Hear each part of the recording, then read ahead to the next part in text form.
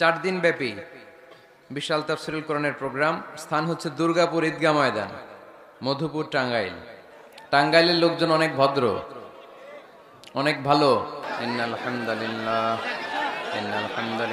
নাহমাদুহু ওয়া নাস্তাঈনুহু ওয়া নাস্তাগফিরুহু ওয়া নু'মিনু বিহি ওয়া নাতাওয়াক্কালু আলাইহি ওয়া না'উযু বিল্লাহি মিন শুরুরি আনফুসিনা ومن سيئات أعمالنا من يهده الله فلا مضل له ومن يضلل فلا هادي له أي فلن تجد له وليا مرشدا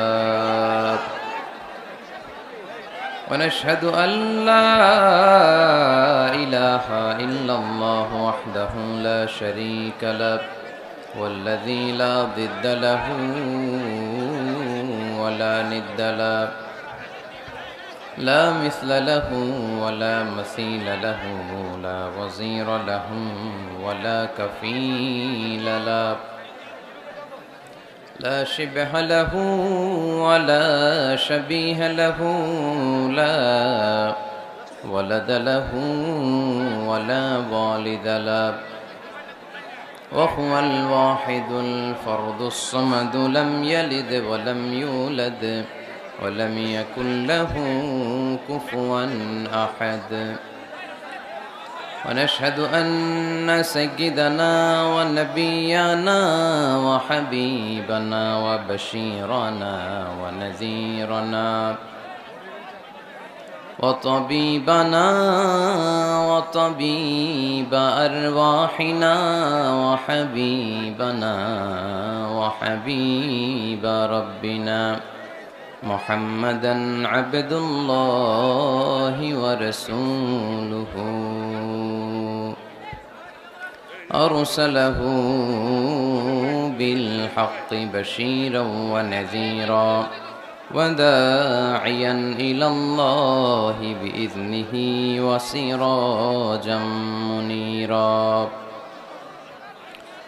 أما بعد فقد قال الله تعالى في كلامه المجيد وفي فرقانه الحميد أعوذ بالله من الشيطان الرجيم بسم الله الرحمن الرحيم إنما يعمر مساجد الله من آمن بالله واليوم الآخر وأقام الصلاة وآتى الزكاة ولم يخش إلا الله فعسى أولئك أن يكونوا من المهتدين إن الله وملائكته يصلون على النبي يا أيها الذين آمنوا صلوا عليه وسلموا تسليما اللهم صل على محمد وعلى آل محمد كما صليت على إبراهيم وعلى آل إبراهيم إنك حميد مجيد اللهم بارك على محمد وعلى آل محمد كما باركت على إبراهيم وعلى آل إبراهيم إنك حميد مجيد আপনারা সবাই কেমন আছেন? আলহামদুলিল্লাহ, আমিও ভালো আছি। আমাদেরকে ভালো রাখে কে? সুস্থ রাখে কে? সকল প্রশংসার মালিক কে? সকল ক্ষমতার উৎস কে? কেউ যেটা পারে না পারে কে? কেউ যেটা দেখে না দেখে কে? সে আল্লাহর জন্য আমরা পড়ব কালিমাতুশ শুকর, আলহামদুলিল্লাহ। সবাই পড়ি রব্বানা লাকাল হামদ হামদান কাসীরান তাইয়্যিবান মুবারাকান ফীহি ইয়া রাব্বি লাকাল হামদু কামা ইয়ানবাগি লিজালালি ওয়াজহিকা ওয়া আযীমি সুলতানিকা লাকাল হামদু বিল ঈমান লাকাল হামদু বিল ইসলাম লাকাল হামদু বিল কুরআন। আমরা প্রশংসা করলাম কার?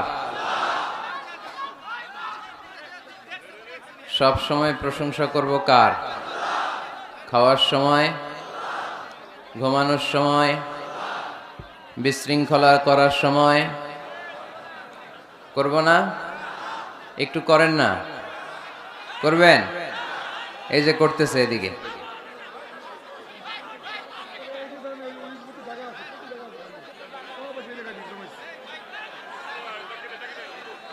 ওইদিকে জায়গা আছে, আপনারা ওইদিকে যান, ওইদিকে জায়গা আছে। প্রতিটা মাহফিলেই এই দুই দিকে লোকজন খুব ভিড় করে কাছ থেকে দেখার জন্য, তাই না? দেখতে চায় সবাই, তাই না? কথা শুনে মন ভরে না? মুসা আলাইহিস সালাম আল্লাহরে বললেন, আল্লাহ আমি তো আপনার সাথে সরাসরি ডিরেক্টলি কথা বলি।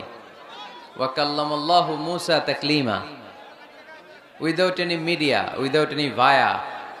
মুসা আলাইহিস সালাম আল্লাহর সাথে কথা বলতেন।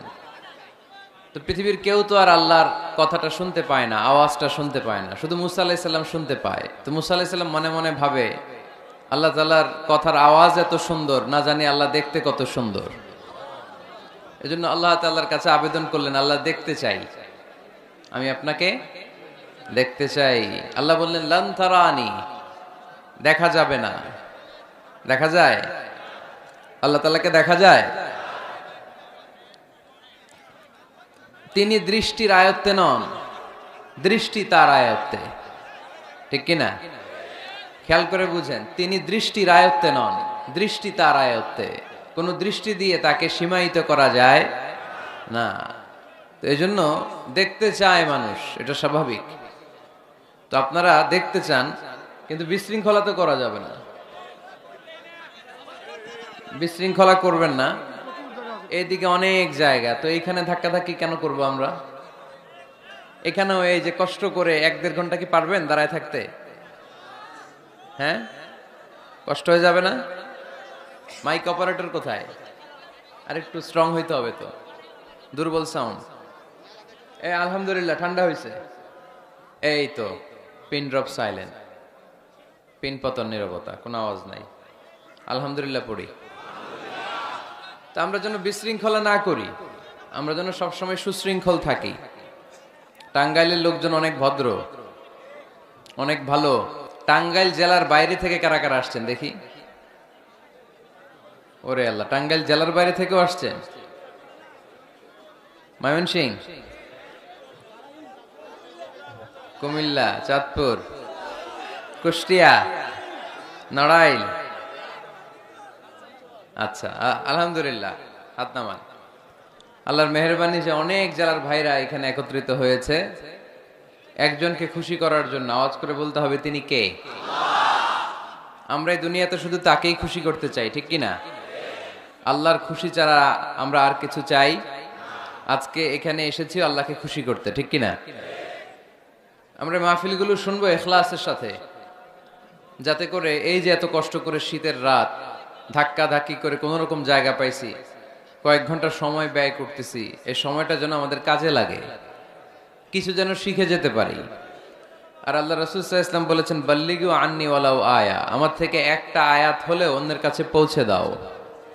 সেই হিসাবে আমরা সবাই বাণী বাহক, আমরা সবাই কি আল্লাহ রাসূলের বাণীকে বহন করে নিয়ে অন্যের কাছে প্রিচ করব।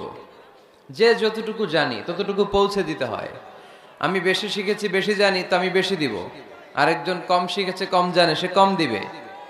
একজন শুধু জানে লা ইলাহা ইল্লাল্লাহ মুহাম্মাদুর রাসূলুল্লাহ, সে শুধু ওই কথাটা পৌঁছে দিবে।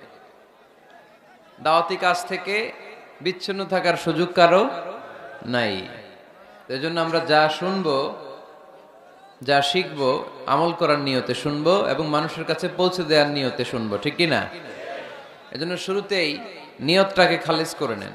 নিয়তে গন্ডগোল তো সব জায়গায় গন্ডগোল। ইন্নামাল আমালু বিন্নিয়াত, মানুষের যে কোনো কাজের সওয়াব বা প্রতিদান দেয়া হয় নিয়তের উপর বেস করে। নিয়ত ভালো তো সব ভালো, নিয়ত খারাপ তো সব খারাপ। যে যেই নিয়তে আসি না কেন, এখন নতুন কইরা রিনিউ করব লেটস রিনিউ আওয়ার ইন্টেনশন। চলেন আমাদের নিয়তটাকে আবার নতুন করে নবায়ন করে নেই। আমরা আজকে কোরআন থেকে কিছু কথা শুনবো এবং নিজের জীবনকে পরিবর্তন করব। ইনশাআল্লাহ পড়বেন না? 4 দিন ব্যাপী বিশাল তাফসীরুল কোরআনের প্রোগ্রাম। স্থান হচ্ছে দুর্গাপুর ঈদগাহ ময়দান, মধুপুর, টাঙ্গাইল। এটা দুর্গাপুর না? হিন্দুরা ছিল নাকি আগে? ছিল। এ কারণেই সেটার প্রভাব। এরকম অনেক জায়গা আছে হিন্দুদের নামে আমরা দিয়ে দিছি, কারণ আমরা মুসলমান, আমাদের কলিজাটা এত বড়, ঠিক কিনা? কত জায়গা যে বাংলাদেশে আছে হিন্দুদের নামে, কোনো অসুবিধা নেই। আমরা শান্তিতে থাকতে চাই। সাম্প্রদায়িক সম্প্রীতির একটা মডেল বাংলাদেশ। আমরা যখন তাফসির মাহফিল করি, ওরা তখন ঢোল বাজায় না, মন্দিরে ঘন্টা বাজায় না। আবার ওদের যখন পূজা মণ্ডপে পূজা চলে, আমরা আবার তাফসির করে এদের ডিস্টার্ব করি না, ঠিক কিনা? গোটা বিশ্বে এক নজিরবিহীন দেশ বাংলাদেশ, সাম্প্রদায়িক সম্প্রীতির দেশ। ওদের যখন পূজা হয় আমরা মন্দির পাহারা দেই, ঠিক কিনা? ওদেরও ওদের ধর্মকর্ম পালনের অধিকার আছে। আল্লাহ রাসূল সাল্লাল্লাহু আলাইহি ওয়াসাল্লাম সব ধর্মের লোকদেরকে একসাথে থাকার সুযোগ করে দিয়েছেন। আল্লাহ রাসূল সাল্লাল্লাহু আলাইহি সাল্লাম মদিনাতে যে ছিলেন, ওখানে যে শুধু মুসলমানরাই ছিল এমনটা নয়। ওই সোসাইটিতে খ্রিস্টান ছিল। কি ছিল? ইহুদি ছিল, পৌত্তলিক ছিল। তাদের সবাইকে নিয়ে বিষ্ণু ঈসা ইসলাম একটা চার্টার করেছেন। ইতিহাসে এটাকে বলে দ্য মদিনা চার্টার, মদিনা সনদ। শান্তিতে থাকার কিভাবে চুক্তি করতে হয়, চার্টার তৈরি করতে হয়, সনদ করতে হয়, গোটা বিশ্ববাসীকে চোখে আঙ্গুল দিয়ে শিখিয়ে গেছে মুহাম্মদ সাল্লাল্লাহু আলাইহি ওয়াসাল্লাম।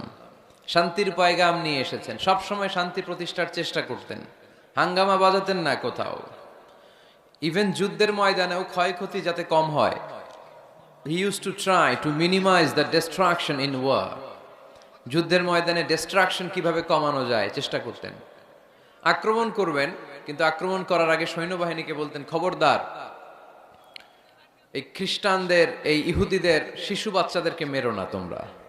নাঙ্গা তলোয়ার পেয়ে নারীদেরকে কচুকাটা করো না, বৃদ্ধাদেরকে মেরো না, বৃদ্ধদেরকে মেরো না, ওই ধর্মের পাদ্রীদেরকে পেলে মেরো না।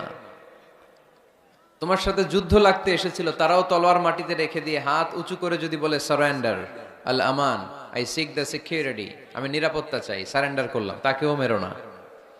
গবাদি পশুগুলোকে হত্যা করো না, গাছপালাগুলো ভেঙে চুরে চুরমার করে দিও না। সুবহানাল্লাহ পড়েন। করতে গেছে কি? যুদ্ধ করতে গেছে কি? ওই যুদ্ধের ময়দানে আল্লাহ রাসূল সাল্লাল্লাহু আলাইহি ওয়াসাল্লামের এই শান্তির নীতি তিনি ফলো করতেন। কাকে আমরা ফলো করি? কে আমাদের নেতা? নেতারে চিনে নেন, মুহাম্মদ সাল্লাল্লাহু আলাইহি ওয়াসাল্লাম। গোটা বিশ্বকে দিয়েছেন, শুধু নেন নাই, কিছুই নেন নাই। কেঁদেছেন শুধু, আজও কাঁদেন মদিনায়, কিয়ামতের দিনও কাঁদবেন।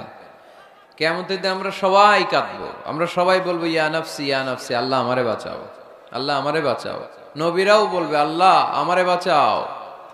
একমাত্র, শুধুমাত্র, কেবলমাত্র আমার প্রিয় নবী, আমার প্রিয় হাবিব, আমার প্যারা রাসূল সাল্লাল্লাহু আলাইহি সাল্লাম বলবেন ভিন্ন কথা। তিনি বলবেন উম্মতি উম্মতি উম্মতি, রব্বি হাবলি উম্মতি, আল্লাহ আমার গুনাহগার উম্মতকে বাঁচাও। সব নবীরা নিজেকে নিয়ে পেরেশান, সব নবীরা উম্মত ভুলে যাবে, ভুলবে না একজন নবী, তার নাম মুহাম্মদ সাল্লাল্লাহু আলাইহি ওয়াসাল্লাম। তিনি আমাদেরকে ভদ্রতা শিখিয়েছেন, শালীনতা শিখিয়েছেন, লাজুকতা শিখিয়েছেন। আমাদের এখন লাজুকতা নাই, লজ্জা শরমের মাথা খেয়েছি আমরা, তাই না? বাবা ছেলে মেয়ে বসে একসাথে হিন্দি সিনেমা দেখে, এরকম আছে না নাই? টাঙ্গাইলে আছে। তার মানে লাজ শরমের মাথা খাইছি, লজ্জা শরম নাই। আল্লাহ রাসূল সাল্লাল্লাহু আলাইহি ওয়াসাল্লাম অনেক লজ্জাশীল ছিলেন। হালিমাতুস সাদিয়া, আল্লাহ রাসূল সাল্লাল্লাহু আলাইহি ওয়াসাল্লামের দুধ মা, বর্ণনা করেন যে আমি মক্কা থেকে এই কোরাইশি মোহাম্মদ শিশুটাকে নিয়ে আসলাম, 5 বছর রাখলাম, 2 বছর দুধ খাওয়ালাম, কিন্তু কখনো এই কোরাইশি ছেলেটাকে কাঁদতে দেখি নাই। ক্ষুধা লাগলে সে কাঁদতো না, ব্যথা পেলে সে কাঁদতো না, শুধু লজ্জাস্থানের জায়গা থেকে কাপড়টা সরে গেলে সে কেঁদে উঠতো। আল্লাহু আকবার পড়েন। ক্ষুধা লাগলেও কাঁদে না, ব্যথা পেলেও তিনি কাঁদতেন না, শুধু লজ্জাস্থানের জায়গা থেকে কাপড়টা সরে গেলে কেঁদে দিতেন। আল্লাহ তাআলা আমাদেরকে সালাত দিয়েছিলেন 50 ওয়াক্ত। কয় ওয়াক্ত? এখন পড়ি কয় ওয়াক্ত?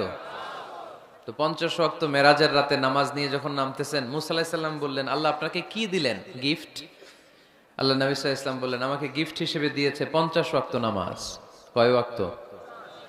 50 ওয়াক্ত। মুসা আলাইহিস সালাম বলে, সর্বনাশ, বলেন কি 50 ওয়াক্ত পড়বে না?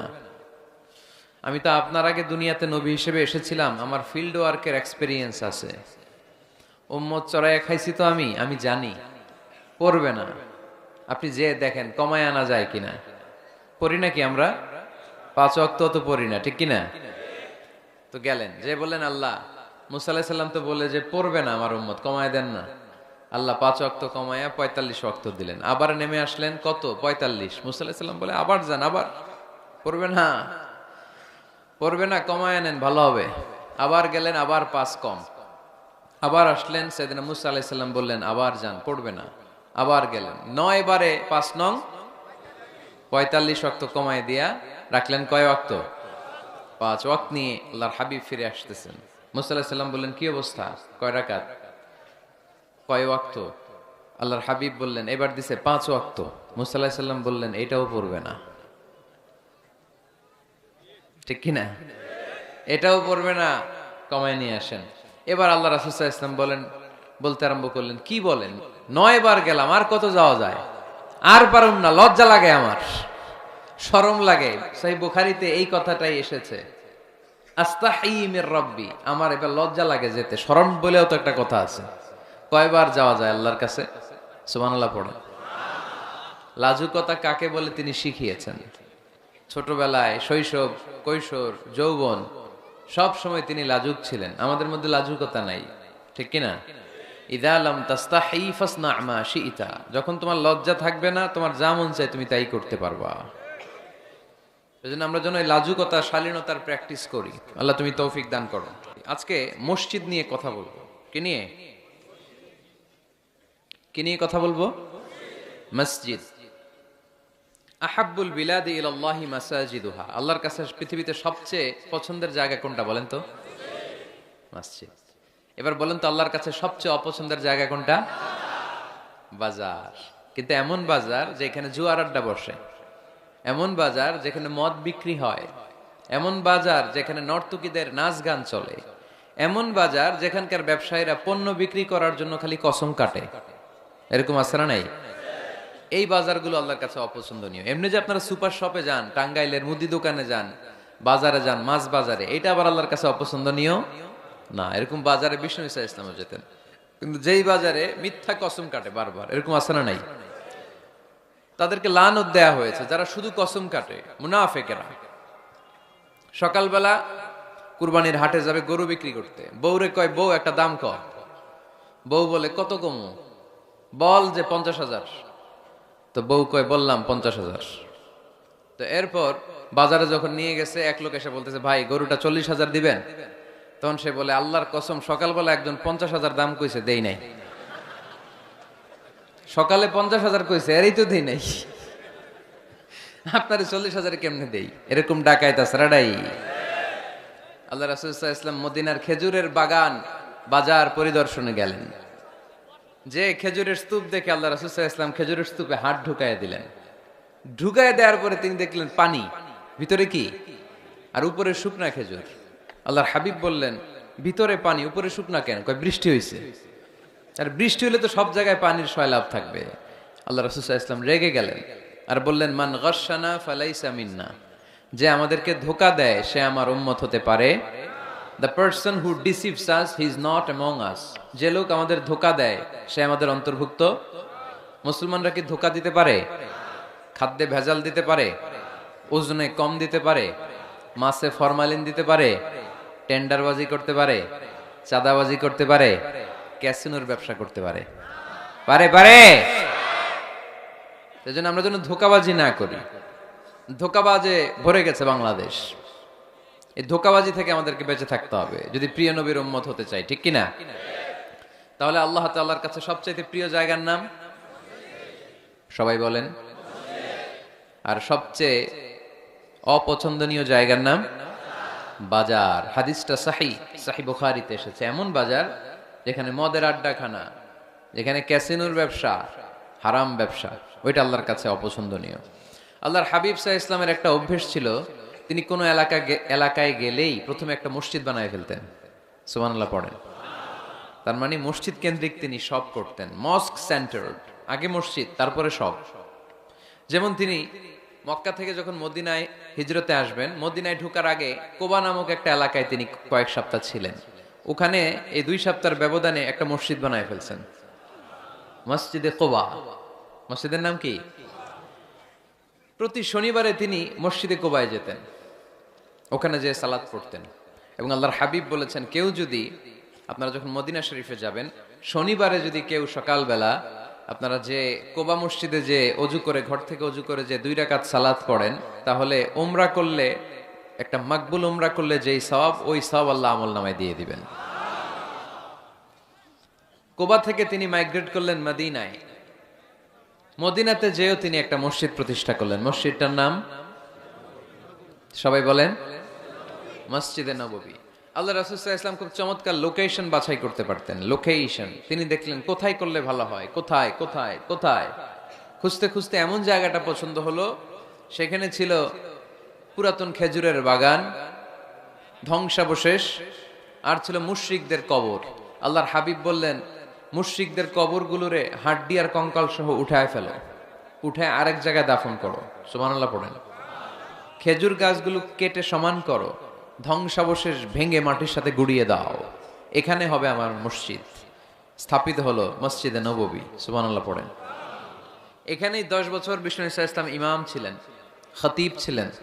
এজন্য যারা ইমাম, যারা খতিব, তাদের অনেক দায়িত্ব। তারা বিষ্ণু ইসা ইসলামের রেখে যাওয়া দায়িত্ব পালন করছে। আল্লাহর হাবিবের যে চাকরি ছিল, ইমাম সাহেবদের একই চাকরি। আল্লাহর হাবিবের যে দায়িত্ব ছিল, ইমাম সাহেবদের একই দায়িত্ব, কিন্তু তাদের বেতনটা বড্ড কম এদেশে, তাই না? আহা, সামান্য কিছু বেতন দিয়ে ইমাম মুয়াজ্জিনদেরকে আমরা রাখি, এটা ঠিক না।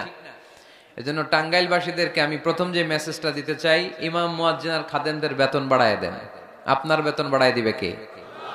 সভাপতি সাহেব, সেক্রেটারি সাহেব, ক্যাশিয়ার সাহেব, বেতন বাড়ান, ওনাদের বেতন বাড়ায় দেন। আপনাদের জীবনে বরকত দিবে কে? ইমাম মানি নেতা। ইমাম মানি কি? নেতার সাথে যদি আমরা খারাপ আচরণ করি, এটা আমাদের জাতির জন্য কখনোই কোনোভাবে কল্যাণকর হতে পারে না। আল্লাহর হাবিব সাল্লাল্লাহু আলাইহি ওয়াসাল্লাম নিজ হাতে মসজিদ তৈরি করলেন। আমাদের মতো টাইলস আর এয়ার কন্ডিশনের মসজিদ, মসজিদে নববী না, এরকম ছিল না। বালুর ফ্লোর। কিসের ফ্লোর? ছাদ ছিল খেজুর পাতার ছাউনি। বৃষ্টি হলে ওই বালুর মধ্যে কাদামাটি হয়ে যেত, আর ওই কাদামাটিতেই দাঁড়িয়ে নামাজ পড়তেন মুহাম্মদ সাল্লাল্লাহু আলাইহি ওয়াসাল্লাম। সাহাবারা বলতেন, আল্লাহর হাবিব যখন নামাজ পড়ে আমাদের দিকে তাকাতেন, রাআইতু আসারা তিনি ফি জাবহাতিহি, আমরা রাসূলের নাকে এবং কপালে দেখতাম কাদার মাটি মিশে আছে। আল্লাহর হাবিব যখন মুসল্লিদের দিকে তাকাতেন, দেখতেন প্রতিটা মুসল্লি সাহাবীর নাকে আর কপালে কাদার মাটি মিশে আছে। তার মানে আমার নবীর বানানো মসজিদ ছিল কাঁচা, কিন্তু মুসল্লি ছিল পাকা। আমাদের মসজিদগুলো পাকা, কিন্তু মুসল্লিরা কাঁচা। পাকা মুসল্লি হইতে হবে। মসজিদকে আবাদ করতে হবে। কি করতে হবে? আওয়াজ করে বলেন, কি করতে হবে? আমরা মিলে, সবাই মিলে যেন মসজিদকে আবাদ করি। আমরা যেন মসজিদ নির্মাণ করি, সবাই যেন মসজিদ আবাদে অংশগ্রহণ করে। এজন্য আল্লাহ বললেন, ইন্নামা ইয়া'মুরু মাসাজিদাল্লাহি মান আমানা বিল্লাহি ওয়াল ইয়াউমিল আখির ওয়া আকামাস সালাতা ওয়া আতাজ যাকাতা ওয়া লাম ইয়াখশা ইল্লাল্লাহ فعسى أولئك أن يكونوا من المهتدين। সুবহানাল্লাহ পড়েন।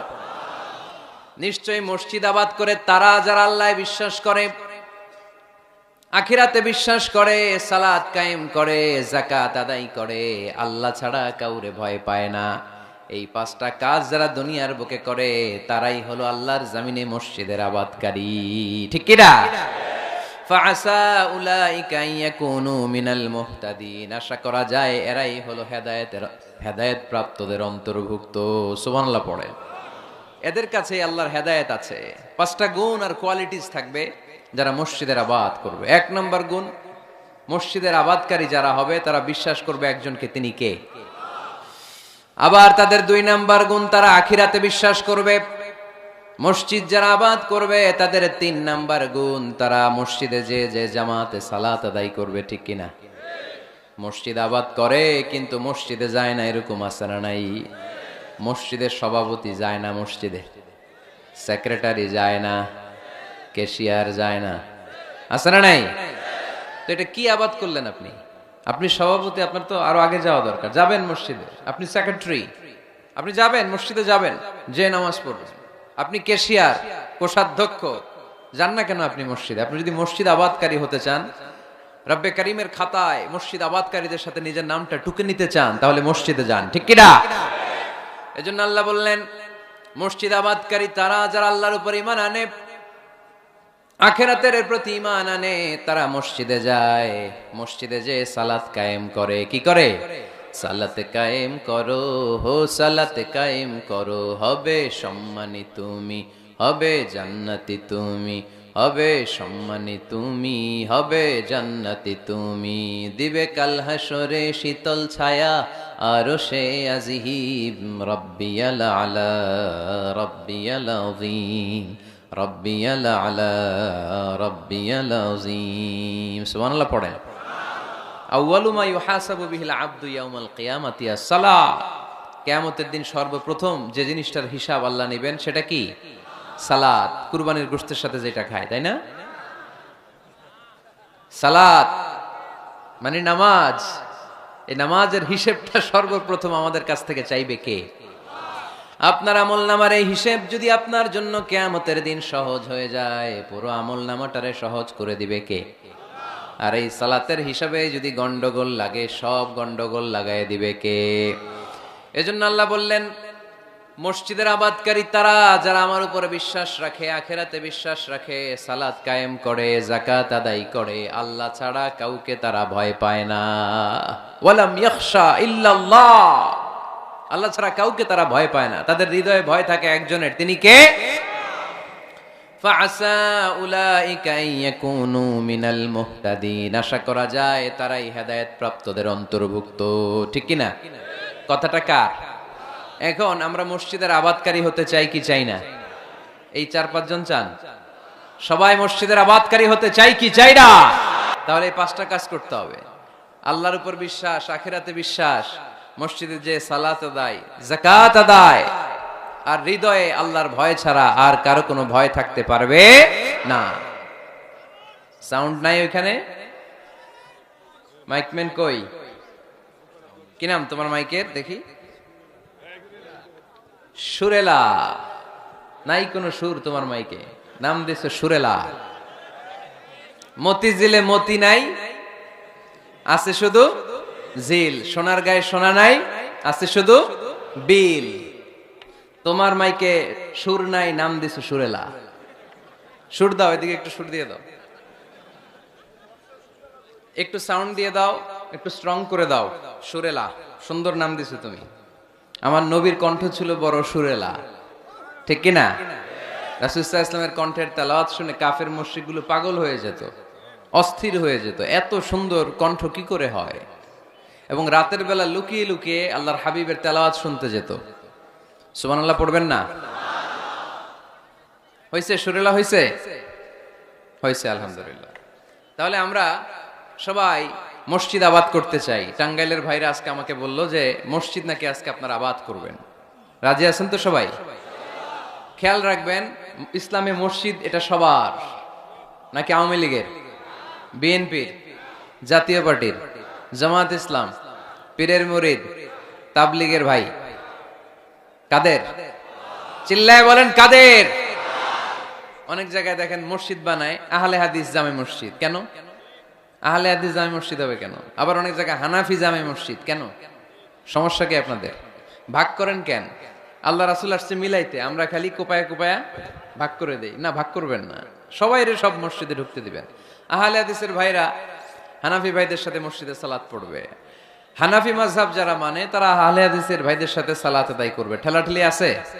কাবা ঘরের সামনে কেউ এইভাবে বুকে বাঁধে, আল্লাহু আকবার, এইভাবে দেখছেন না? কেউ এইভাবে, আবার হানাফিরা এইভাবে। মালিকীদের কিছু লোক আছে এরা বাঁধেই না, এমনি ছেড়ে রাখছে। কি করবি কর, বাঁধনো না এইভাবে। হ্যাঁ, করে কিছু করারও নাই, এরা ছেড়ে দিয়ে নামাজ পড়ে। তো আল্লাহর ঘর এখানে, প্রতিটা নবীর পদ ধুলি লেগেছে যেই মক্কায়, প্রিয় হাবিবের শ্বাস প্রশ্বাস এখনো মিশে আছে এই কাবা ঘরে। আল্লাহর ঘর কাবা বাইতুল্লাহ, ওখানে দাঁড়িয়ে কেউ এখানে কেউ এখানে কেউ এখানে, কেউ বাদেই না, কেউ আমিন জোরে কেউ আসতে। কোনো ঠেলাঠেলি আছে? তো বাংলাদেশের ঠেলাঠেলিটা আনলো কে? কেন এই ঠেলাঠেলিটা করেন? কথা কি বুঝেন? ঠেলাঠেলির দিন শেষ, ঐক্য গড়ার বাংলাদেশ। চিল্লায় বলো ঠিক কিনা? আমরা ঐক্য চাই। অনেক ভুল বুঝানো হয়েছে আমাদেরকে, অনেক ন্যারো মাইন্ডেড বানিয়ে রাখা হয়েছে। সংকীর্ণতার দিন শেষ, পরিবর্তন হতে শুরু করেছে। মানুষ এখন অনেক চালাক। জনগণের ধোকা দেওয়া, তাওহীদপন্থী মুসলমানদের গোজামিল দিয়ে বুঝ দেওয়ার দিন শেষ। জোরে বলেন ঠিক কিনা? যেটা বলবেন কোরআন সুন্নাহর আলোকে বলবেন। ইসলাম এসেছে মিলানোর জন্য, তা আপনি পিস পিস করেন কেন? আল্লাহ আপনার পিস পিস করে ফেলবে। সবাই ভাই ভাই, মসজিদ সবার। ৬০ জন খ্রিস্টান পাদ্রী নাজরান থেকে এসেছে আল্লাহর হাবিবের সাথে দেখা করতে। জায়গা নাই, কই বসতে দিবে? কোনো জায়গা না পেয়ে ৬০ জন খ্রিস্টানের জন্য আল্লাহর হাবিব সাল্লাল্লাহু আলাইহি ওয়াসাল্লাম মসজিদে নববীর দরজা খুলে দিয়ে খ্রিস্টানদেরকে মসজিদে ঢুকতে দিয়েছেন। মসজিদে নববীতে খ্রিস্টান ঢুকতে পারে, আর আমাদের আহলে হাদিস মসজিদে হানাফি ভাইরা ঢুকতে পারে না। হানাফি ভাইদের মসজিদে আহলে হাদিসের ভাইরা ঢুকতে পারে না। এটা আপনি পেয়েছেন কোথায়? কেন করেন এগুলো? বাদ দিয়ে দেন। আমরা সবাই এক। চিল্লায় বলেন ঠিক কিনা? আপনারা কি ঐক্য চান নাকি কিলাকিলি করবেন? আমরা কিলাকিলি চাই, বিভেদ চাই, হিংসা চাই, আর কোন ঝগড়া মারামারি চাই? আমরা চাই ঐক্য। চিল্লায় বলেন কি চাই? আল্লাহ তুমি ঐক্য প্রতিষ্ঠার তৌফিক আমাদেরকে দান করো। আরো জোরে বলি আমিন। এজন্য আল্লাহ বললেন ইন্নামা ইয়ামুরু মাসাজিদাল্লাহ, যারা আল্লাহ বিশ্বাসী, নামাজ পড়ে, যাকাত দেয়, আল্লাহরে ভয় করে, তারাই মসজিদের আবাদ করে। উমরানুল মাসাজিদ, কেমন করে মসজিদের আবাদ করবেন? ১ নাম্বার, মসজিদ নির্মাণের মাধ্যমে মসজিদের আবাদ হয়। ঠিক কিনা? আল্লাহর হাবিব বললেন মান বানা লিল্লাহি বাইতান মিন মালিহি বানাল্লাহু লাহু বাইতান ফিল জান্নাহ। নিজের অর্থ ব্যয় করে যে দুনিয়ার বুকে মসজিদ বানায়া দেয়, আল্লাহ তার জন্য জান্নাতে ঘর বানায়া দেয়। ইন্না মিম্মা ইয়ালহাকু আল মুমিনু মিন হাসানাতিহি বা'দা মাউতিহি, মৃত্যুর পরে কোন মানুষ যে সওয়াবগুলো অটোমেটিক সব সময় ধারাবাহিকভাবে পেতে থাকে, তার মধ্যে একটা হচ্ছে দুনিয়াতে সে যদি কোনো মসজিদ বানিয়ে যায়, তার পার্সেন্টেজ সওয়াব যতদিন এই পৃথিবী থাকবে ততদিন আপনার আমল নামায় ওই সওয়াবের পার্সেন্টেজ পাঠিয়ে দিবে কে? তার মানে মসজিদ আবাদের ১ নাম্বার পদ্ধতি মসজিদ বানানো। মসজিদ আবাদের ২ নাম্বার পদ্ধতি বারবার মসজিদে যাওয়া, মসজিদে যে জামাতে সালাত আদায় করা। মসজিদের সাথে সম্পর্কের দরকার আছে না নাই? মসজিদে যে জামাতে সালাত আদায় করা। সালাতুল জামাআ তাফদুলু সালাতাল ফাযি বি২৭ দারাজা। একা নামাজ পড়লে যেই সওয়াব, মসজিদে যে জামাতে পড়লে ২৭ গুণ সওয়াব হয়ে যায়। এজন্য জামাতে সালাত পড়বেন তো। তার মানে ১ নম্বরে পেলাম মসজিদ বানানো, ২ নম্বরে পেলাম মসজিদে যে জামাতে নামাজ পড়া, ৩ নম্বরে মসজিদের সাথে হৃদয়টারে ঝুলিয়ে রাখা। মসজিদের সাথে হৃদয়টা ঝুলে থাকবে। ৭ শ্রেণীর ব্যক্তিকে আল্লাহ তাআলা কিয়ামতের দিন আরশের নিচে ছায়া দিবে। এর মধ্যে ১ শ্রেণীর ব্যক্তি ওই ব্যক্তি যে ব্যক্তির হৃদয়টা সবসময় মসজিদের সাথে ঝুলে থাকে, লেগে থাকে। জোহরের নামাজ পড়ে খালি টেনশন, কিরে আসরের সময় কখন হবে। আসর পরে চিন্তা করে মাগরিবে আমি কই থাকবো, তখন মসজিদ থাকবে কই, নামাজটা হবে কিনা। মাগরিব পড়ার পরে একটাই চিন্তা, ঘুমের আগে এশাটা যেন ঠিক মতো হয়। ঠিক কিনা? এরকম মুসল্লি আছে না নাই? আল্লাহর হাবিব বললেন যারা সব সময় হৃদয়টারে মসজিদের সাথে এইভাবে লাগিয়ে রাখে, আরশের নিচে তাদেরকে সেদিন ছায়া দিবে কে? আল্লাহর আরশের ছায়া ছাড়া ওই দিন আর কোনো ছায়া থাকবে নাকি? আকাশের সূর্য মাথার কাছে নেমে আসবে, জমিনটারে তামার জমিন বানিয়ে দেওয়া হবে, জিহ্বাটা তৃষ্ণার চোটে বের হয়ে নাভি পর্যন্ত কুকুরের মতো ঝুলতে থাকবে, মানুষগুলো চিৎকার মারবে, কোনো ছায়া নাই আরশের ছায়া ছাড়া। ওই আরশের ছায়ার নিচে ওই ব্যক্তিকে আল্লাহ ছায়া দিবেন যার হৃদয়টা মসজিদের সাথে লেগে থাকে, সবসময় মসজিদের সাথে মনটা পড়ে থাকে। এরকম আছে না নাই? মসজিদে বারবার যেতে চায়। মসজিদে যাওয়ার জন্য যতগুলো কদম ফেলবেন, প্রতিটা কদমে আপনার মর্যাদা এক স্ট্যাটাস এক তলা বাড়ায় দেয় কে? গুনাহগুলো মাফ করে দেয় কে? আবার মসজিদে যদি কোনো দিনই হালাকায় বসেন, আল্লাহর রহমত চারদিক থেকে আপনারে বেষ্টন করে ফেলে, আল্লাহর ফেরেশতারা আপনাদের জন্য দোয়া করতে থাকে। তাহলে মসজিদ আবাদের 1 নাম্বার নমুনা হলো মসজিদ বানানো। মসজিদকে আবাদ করার 2 নাম্বার নমুনা হলো মসজিদে জামাতের সাথে সালাত আদায় করা। মসজিদ আবাদের 3 নাম্বার নমুনা হলো হৃদয়টা মসজিদের সাথে ঝুলিয়ে রাখা। মসজিদ আবাদের 4 নাম্বার নমুনা হলো নিজ হাতে মসজিদকে পরিষ্কার পরিচ্ছন্ন রাখা। মসজিদ ঝাড়ু দিচ্ছেন কে কে? দেখি হাত তোলেন। প্রত্যেকদিন দেন? আলহামদুলিল্লাহ, আলহামদুলিল্লাহ। এটা সাইয়েদনা ইব্রাহিম আলাইহিস সালাম আর ইসমাঈল আলাইহিস সালামের ডিউটি ছিল। ডিউটিটা দিছিল কে? চিল্লায় বলেন কে? আল্লাহ বললেন তাহহিরা বাইতিয়া লিত-তাইফিনা ওয়াল আকিফিনা ওয়ার রুকআইস সুজুদ। মসজিদেরি ঝাড়ু বারদার ও কামারে হাত শোনো আমার মুনাজাত। পড়েন, শোনো শোনো ইয়া ইলাহি আমার মুনাজাত, শোনো আমার মুনাজাত। পড়েন আমিন। খাদেম ঝাড়ু দিল কিনা? মসজিদের ফ্লোর মুছলো কিনা? মুয়াজ্জিন হুজুর মসজিদ ঝাড়ু দিল কিনা? মসজিদে বালু আছে কিনা? সবাই যে চেক করে। দায়িত্ব কি শুধু খাদেমের আর মুয়াজ্জিনের কাঁধের উপরে নাকি আমাদের কাঁধেও মসজিদ পরিচ্ছন্ন রাখার দায়িত্ব আছে? রাডাই 2 জন নবীকে আল্লাহ বললেন, সাইয়েদনা ইব্রাহিম যাকে উপাধি দিয়েছেন আল্লাহ খলিল, আমার মসজিদ পরিষ্কার করো, বাপ বেটা মিলে ঝাড়ু দাও। সাইয়েদনা ইসমাইল ইব্রাহিম মসজিদ ঝাড়ু দিতে পারলে আপনি কোন লাট সাহেব হয়েছেন? কি হয়ে গিয়েছেন আপনি? মনে জ্বালা যন্ত্রণা, ঘরে মারামারি, শান্তি নাই, মসজিদে চলে যান, মসজিদ মুছে দেন, একটু ঝাড়ু দিয়ে দেন, আপনার ঘরের সব অশান্তিরে শান্তি বানায় দিবে কে? মনের জ্বালা যন্ত্রণা দূর করে দিবে কে? এই জন্য হৃদয়ে যদি কষ্ট থাকে, জ্বালা যন্ত্রণা থাকে, অসুখ থাকে, অশান্তি থাকে, মসজিদে যান, মসজিদটা ঝাড়ু দেন, এতিমের মাথায় হাত বুলায় দেন, হৃদয়টারে প্রশান্ত করে দিবে কে? তাহলে এই কাজগুলো করার মাধ্যমে আমরা মসজিদ আবাদ করব। রাজি আছেন? আপনাদের টাঙ্গাইল জেলায় সবচেয়ে বড় মসজিদ কোনটা?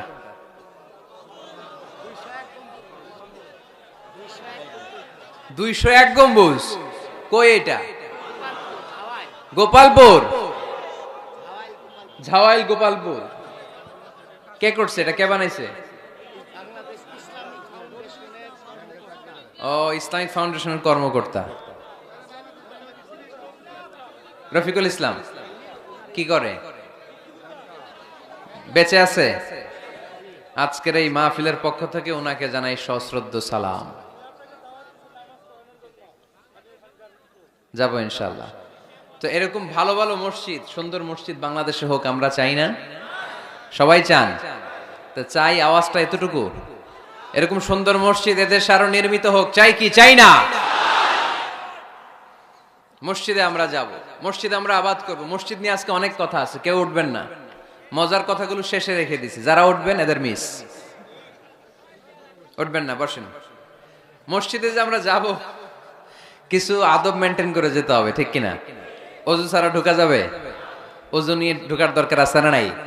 আবার আল্লাহ বললেন ইয়া বানি আদম খুযু জিনাতাকুম ইনদা কুল্লি মাসজিদ। ও বনি আদম, মসজিদে যখন নামাজ পড়তে যাও সবচেয়ে ভালো কাপড়গুলো গায়ে দিয়ে যাও। আদেশটা কার? কিন্তু আমরা যখন মসজিদে ঢুকি সবচেয়ে ছিঁড়া পাড়াটা পয়রা ঢুকি, আছে না নাই?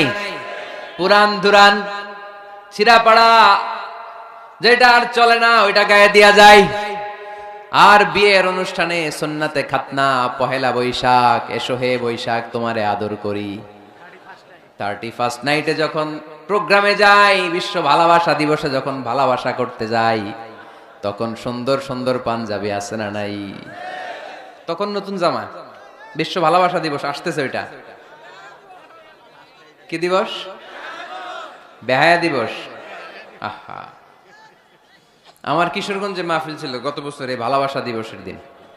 দেখি সবগুলার হাতে গোলাপ ফুল, গোলাপ ফুল শেষ, পুরো কিশোরগঞ্জের সব গোলাপ ফুল শেষ। ফুলের দোকানে যাই দেখলাম কিচ্ছু নাই, কয় হুজুর গত রাতেই শেষ। বিশ্ব বেহায়া দিবস, এগুলোর সাথে আমাদের কোনো সম্পর্ক নাই। আমাদের সবচেয়ে ভালো জামাটা আমরা মসজিদে পরে যাব।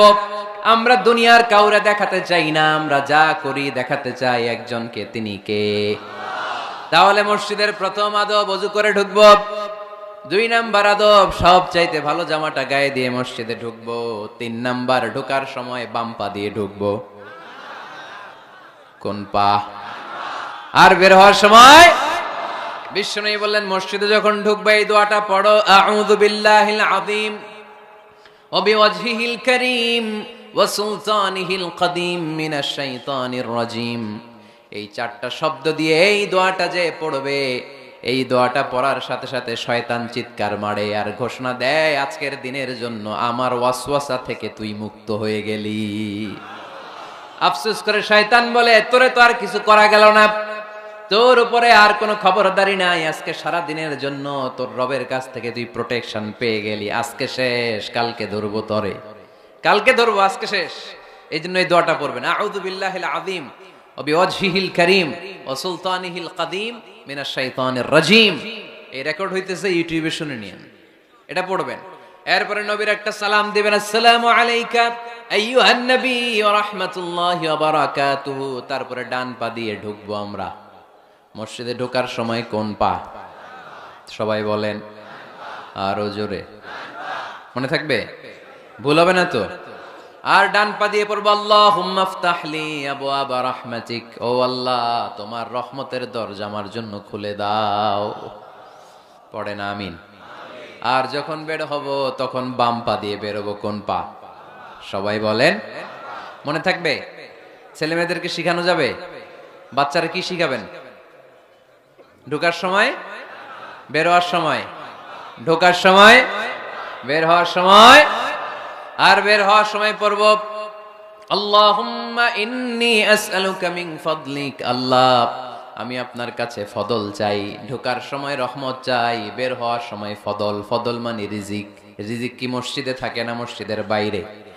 এজন্য আল্লাহ বলেন ফাইদা কুদিয়াতিস সালাতু ফান্তাশিরু ফিল আরদি ওয়াবতাগু মিন ফাদলিল্লাহ ওয়াযকুরুল্লাহা কাসীরান লাআল্লাকুম তুফলিহুন। যখন সালাত শেষ হয়ে যায় জমিনের মধ্যে ছড়িয়ে পড়ো, জমিনে কাজ কর্ম শুরু করে দাও, কর্মচাঞ্চল্যতা দিয়ে জমিনটাকে ভরে তোলো। আর আল্লাহর কাছে ফদল চাও, রিজিক চাও। রিজিকের মালিক কে? তাহলে মসজিদে কি পাওয়া যায়? রহমত। ওই একজন কয় রিজিক, রহমত। মসজিদে কি পাওয়া যায়?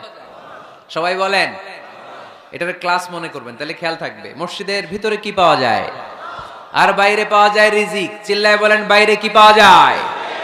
এজন্য ঢোকার সময় রহমত চাবো, বের হওয়ার সময় রিজিক চাবো। ঢোকার সময় ডান পা, বের হওয়ার সময়, মনে থাকবে? আর মসজিদে ঢুকেই 2 রাকাত, ঢুকেই 2 রাকাত। দুখুলুল মসজিদ, তাহিয়াতুল মসজিদ, তাহিয়াতুল উযু, যেই নাম দেন। ওযু করলেই, মসজিদে ঢুকলেই, মনে থাকবে? বলে যাবেন তো আপনারা, খেয়াল থাকবে? মসজিদে ঢুকলেই 2 রাকাত পড়তেন বিশ্বনবী মুহাম্মদ সাল্লাল্লাহু। বিশ্বনবী জুমার খুতবা দিচ্ছেন, হঠাৎ এক সাহাবী খুতবা চলাকালীন সময়ে মসজিদে ঢুকেই বসে পড়লেন। বিশ্বনবী বললেন দাঁড়াও। নিজের খুতবা বন্ধ করে দিয়ে সাহাবীরে বললেন দাঁড়াও, 2 রাকাত পড়েছো নাকি? সাহাবী বলে পড়ি নাই। বিশ্বনবী বললেন তাড়াতাড়ি করে চটজলদি করে 2 রাকাত পড়ে নাও। খুতবা, জুমার খুতবা চলতেছে, খুতবা থামিয়ে দিয়ে খুতবার নিরবিচ্ছিন্নতাকে ভঙ্গ করে আল্লাহর হাবিব সাল্লাল্লাহু আলাইহি ওয়াসাল্লাম 2 রাকাত পড়তে বললেন। এটা খুবই জরুরি, পড়বেন, খুতবা চলাকালীনও পড়বেন। যদিও আমাদের দেশের অনেক জায়গায় এটার সুযোগ দেয় না, বলে যে লাল বাতি জ্বলন্ত অবস্থায় নামাজ পড়া নিষেধ। নিজেরা বানাইছে এই নিষেধ, তো পড়তে না দিলে বারান্দায় পড়েন, যেহেতু খুতবা শোনারও গুরুত্ব আছে। হানাফি মাযহাবে খুতবাটারে ওয়াজিব বলে, খুব গুরুত্ব দেয়, এজন্য বলে যে এটা বেশি গুরুত্বপূর্ণ ওই নামাজের চেয়ে। এটা হচ্ছে ওনাদের দলিল, কিন্তু ওই দলিলটা বেশি শক্তিশালী যে মসজিদে ঢুকেই 2 রাকাত পড়তে হয়, ঠিক কিনা? এজন্য মসজিদে ঢুকেই আমরা 2 রাকাত পড়ব। তাহলে প্রথমে ওযু করে নিলাম, সুন্দর জামা পরলাম, ডান পা দিয়ে মসজিদে ঢুকলাম, ঢুকেই 2 রাকাত পড়লাম। এই সবগুলো আদেশ বিশ্বনবী আমাদের জন্য দিয়েছে, ঠিক কিনা? আবার বিশ্বনবী নিষেধ করেছে কবরের উপর যেন কখনো কেউ মসজিদ না বানায়।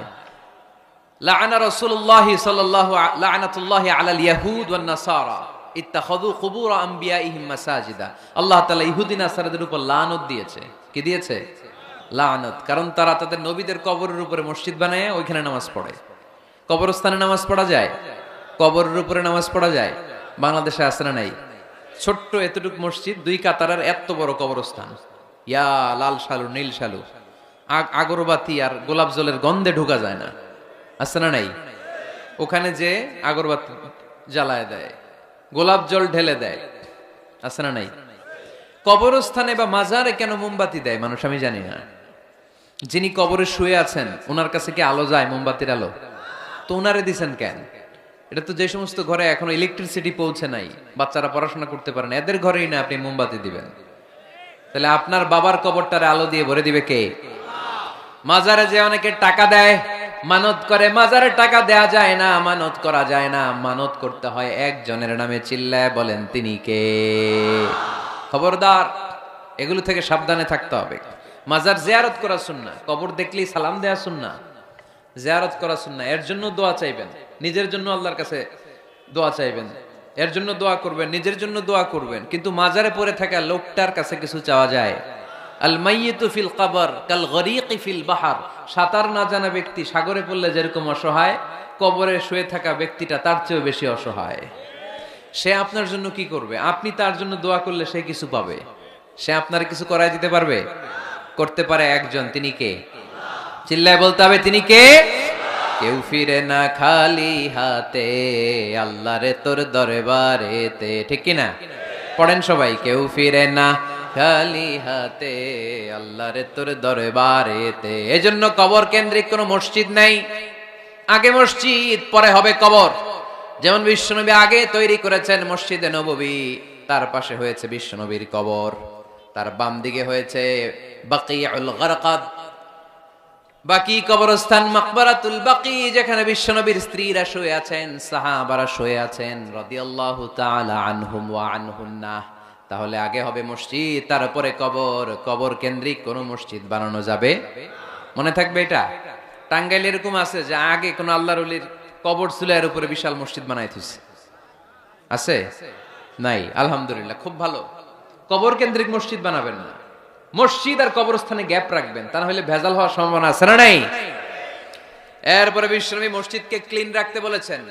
আমারা রাসূলুল্লাহ সাল্লাল্লাহু আলাইহি ওয়াসাল্লাম বিবিনাইল মসজিদি ফি দুয়ার ওয়া আন তুনাযযাফা ওয়া তুতায়্যাবা। আল্লাহর হাবিব বলেছেন, এলাকা এলাকায় তোমরা মসজিদ বানাও, মসজিদগুলোরে পরিষ্কার রাখো, আতর আর সুগন্ধি দিয়ে তোমরা পারফিউম করে দাও। মসজিদটারে সুগন্ধযুক্ত করে রাখবেন, পারফিউম করে রাখবেন। আরব দেশে মসজিদে বাখুর জ্বালিয়ে দেয়, উদ জ্বালিয়ে দেয়, মসজিদে ঢুকলেই কলিজাটা ঠান্ডা হয়ে যায়, নামাজ পড়তে মনে চায়, কোনো দুর্গন্ধ নাই। এজন্য মসজিদ পরিচ্ছন্ন রাখার দরকার আছে না নাই? এরপরে বিষ্ণু ইসলাম বললেন, মসজিদের সর্বশেষ আদব হলো তোমরা যখন মসজিদ বানাবা, খবরদার মসজিদকে অতিমাত্রায় ডিজাইন করা যাবে না। অতিমাত্রায় ডিজাইন করা যাবে না। আমরা এতই ডিজাইন করি, কোনটা মসজিদ আর কোনটা কমিউনিটি সেন্টার চিনাই যায় না, আছে না নাই? না, অতিমাত্রায় ডিজাইন না, যতটুকু লাগে। গরম লাগে, এয়ারকন লাগান, নো প্রবলেম। নিচে সমস্যা, সিম্পলি টাইলস দিয়ে দেন। কিন্তু লাইটিং ফাইটিং, লাল নীল বাতি, এই কারুকার্য ওই কারুকার্য, এটা করতে নিষেধ করেছেন মুহাম্মদ সাল্লাল্লাহু। বিশেষ করে মসজিদের কেবলার দেয়ালে। কোন দেয়ালে? কেবলার দেয়ালে কোনো ঘড়ি থাকতে পারবে না, কোনো ক্যালেন্ডার থাকতে পারবে না, সব পিছনে।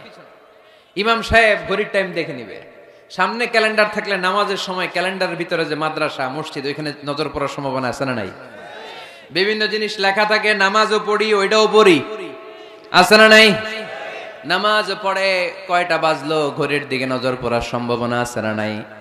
এই জন্য কেবলার দেয়ালটা যদি সাদা মাটা রাখা যায় সেটাই ভালো। আপনার নজর থাকবে সেজদার দিকে। ডানে একটা নজর দিলে আল্লাহ বলে ফিরে আয়, সেজদার দিকে তাকা। আরেক দিকে নজর দিলে আল্লাহ বলে ফিরে আয়, সেজদার দিকে তাকা। আবার যদি টাইলসের দিকে নজর দেন আল্লাহ বলে ফিরে আয়, সেজদার দিকে তাকা। আবার যদি নজর দেন আল্লাহ রেগে যেয়ে বলে লা হাজাত আলী ইলা সলাতিক, তোর এই নামাজের কোনো দরকার আমার নাই। যে আল্লাহ তাআলাকে খুশি করার জন্য সালাত পড়তে আসলাম, উনি যদি বলে তোর এই নামাজের দরকার আমার নাই, তো কার জন্য সালাত পড়লেন আপনি? এজন্য মসজিদের সামনের ওয়ালে যত কম ডিজাইন হওয়া যায়, ঘড়ি, ক্যালেন্ডার ইত্যাদি ফিত্যাদি, লেখাজোখা, এগুলো সামনে না, এগুলো পেছনে দিতে পারলে ভালো। ইভেন জায়নামাজের মধ্যেও কাবা ঘরের ডিজাইন আছে না নাই? এটা ইহুদিদের ষড়যন্ত্র। আমরা বোকা শোকা মুসলমান, ওরা সর্বপ্রথম জায়নামাজের মধ্যে কাবা ঘরের ডিজাইন দিছে। কোন ডিজাইন? আর আমরা মুসলমানরা মনের অজান্তে নিজের কাবারে নিজে লাথি মারি। কথা বলেন, কথা বলেন। এজন্য খবরদার, কোন মসজিদের ডিজাইনওয়ালা, কোন কাবা ঘরের নমুনাওয়ালা, মসজিদুল আকসার গম্বুজলা, মসজিদে নববীর কোন গম্বুজলা জায়নামাজ আমরা কিনবো না। আমরা না কিনলে ওদের ব্যবসা শেষ, ঠিক কিনা? ফ্রেশ জায়নামাজ কিনবেন। কি জায়নামাজ? ফ্রেশ। সিম্পলি ফুল হইতে পারে, সাদা হইলে আরো ভালো। ফ্রেশ কোন মসজিদ, বিশেষ করে কাবার ডিজাইনওয়ালা তো কিনাই যাবে না। ওইটার মধ্যে দাঁড়ায় আছে ইমাম সাহেব, আছে না নাই? মনে থাকবে, মনে থাকবে। এই জন্য বিশ্বনবী বললেন মসজিদ নির্মাণ করো, মসজিদের সাথে হৃদয়টারে ঝুলিয়ে রাখো। কিয়ামতের দিন এই মসজিদের ওসিলায় জান্নাতের বাড়ি বানায়া দিবে কে? আবার বিশ্বনবী বললেন লা তুসাদ্দুর রিহাল ইল্লা ইলা সালাসাতি মাসাজিদা, এই দুনিয়ার বুকে তিনটা মসজিদের দিকে শুধু বিশেষ সওয়াবের উদ্দেশ্যে ভ্রমণ করা যায়। এই তিনটা মসজিদ ছাড়া বিশেষ সওয়াবের উদ্দেশ্যে পৃথিবীর কোনো মসজিদে ভ্রমণ করা যাবে। আপনি ডিজাইন দেখতে যাইতে পারবেন। এই যে বললেন যে কি একটা হইছে 200 কত গম্বুজ? 201 গম্বুজ সুন্দর একটা বানাইছে, দেখতে যাই, যাওয়া যাবে। নামাজ পড়তে মনে চায় ওইটাই যাওয়া যাবে, কিন্তু ওইখানে বেশি সওয়াব হবে, এই নিয়তে যাওয়া যাবে? You cannot say it any journey expecting special virtue except 3 mosques, the mosque of Haram, the mosque an-Nabawi, the Masjidul Aqsa, ঠিক কি না? এই তিনটা মসজিদ ছাড়া বিশেষ সওয়াবের নিয়তে পৃথিবীর কোন মসজিদে ভ্রমণ করা যায় না, তবে দেখতে যাওয়া যায়। এটার আর্কিটেকচারাল ডিজাইন দেখার জন্য, এটার ক্যালিওগ্রাফিক্যাল ডিজাইন, এটার ইকোসিস্টেম, এটা কেমন করে করেছে, কতটুকু জায়গা, ডিজাইনটা কেমন, এটা দেখার জন্য যেতে পারবেন। কিন্তু এই 201 গম্বুজে নামাজ পড়লে সওয়াব 3 গুণ হবে, এরকম ধারণা করা যাবে? বাইতুল মুকাররমে পড়লে এত গুণ সওয়াব, এই ধারণা করা যাবে? এই যে চলে আসছে 201 গম্বুজ, আমি দেখতেছি, আপনারা পাবেন না দেখতে। আগে দেখে ফেলছেন? মাশাআল্লাহ, মাশাআল্লাহ, সুন্দর। আরো কিছু পরামর্শ দিবে, এগুলো শেষে দিচ্ছি আমি। কষ্ট হইতেছে আপনাদের? জিমায় পড়তেছেন? আরো কয়েক মিনিট শুনবেন।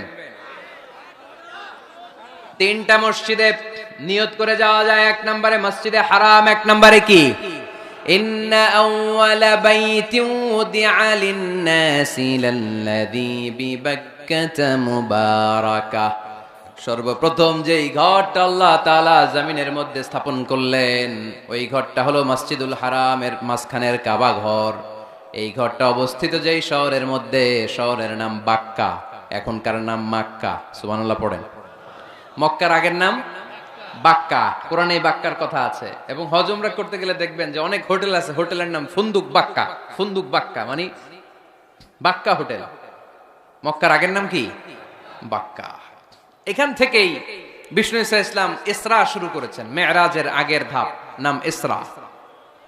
এই মসজিদে 1 রাকাত নামাজ পড়লে 1 লক্ষ রাকাতের সওয়াব দেয় কে? সুবহানাল্লাহ কইতে পারলেন না? পৃথিবীর আর কোন মসজিদে 1 রাকাত পড়লে 1 লক্ষ রাকাতের সওয়াব হয়? আপনাদের 201 গম্বুজে পড়লে, বাইতুল মুকাররম, পৃথিবীর কোন মসজিদে পড়লে হবে?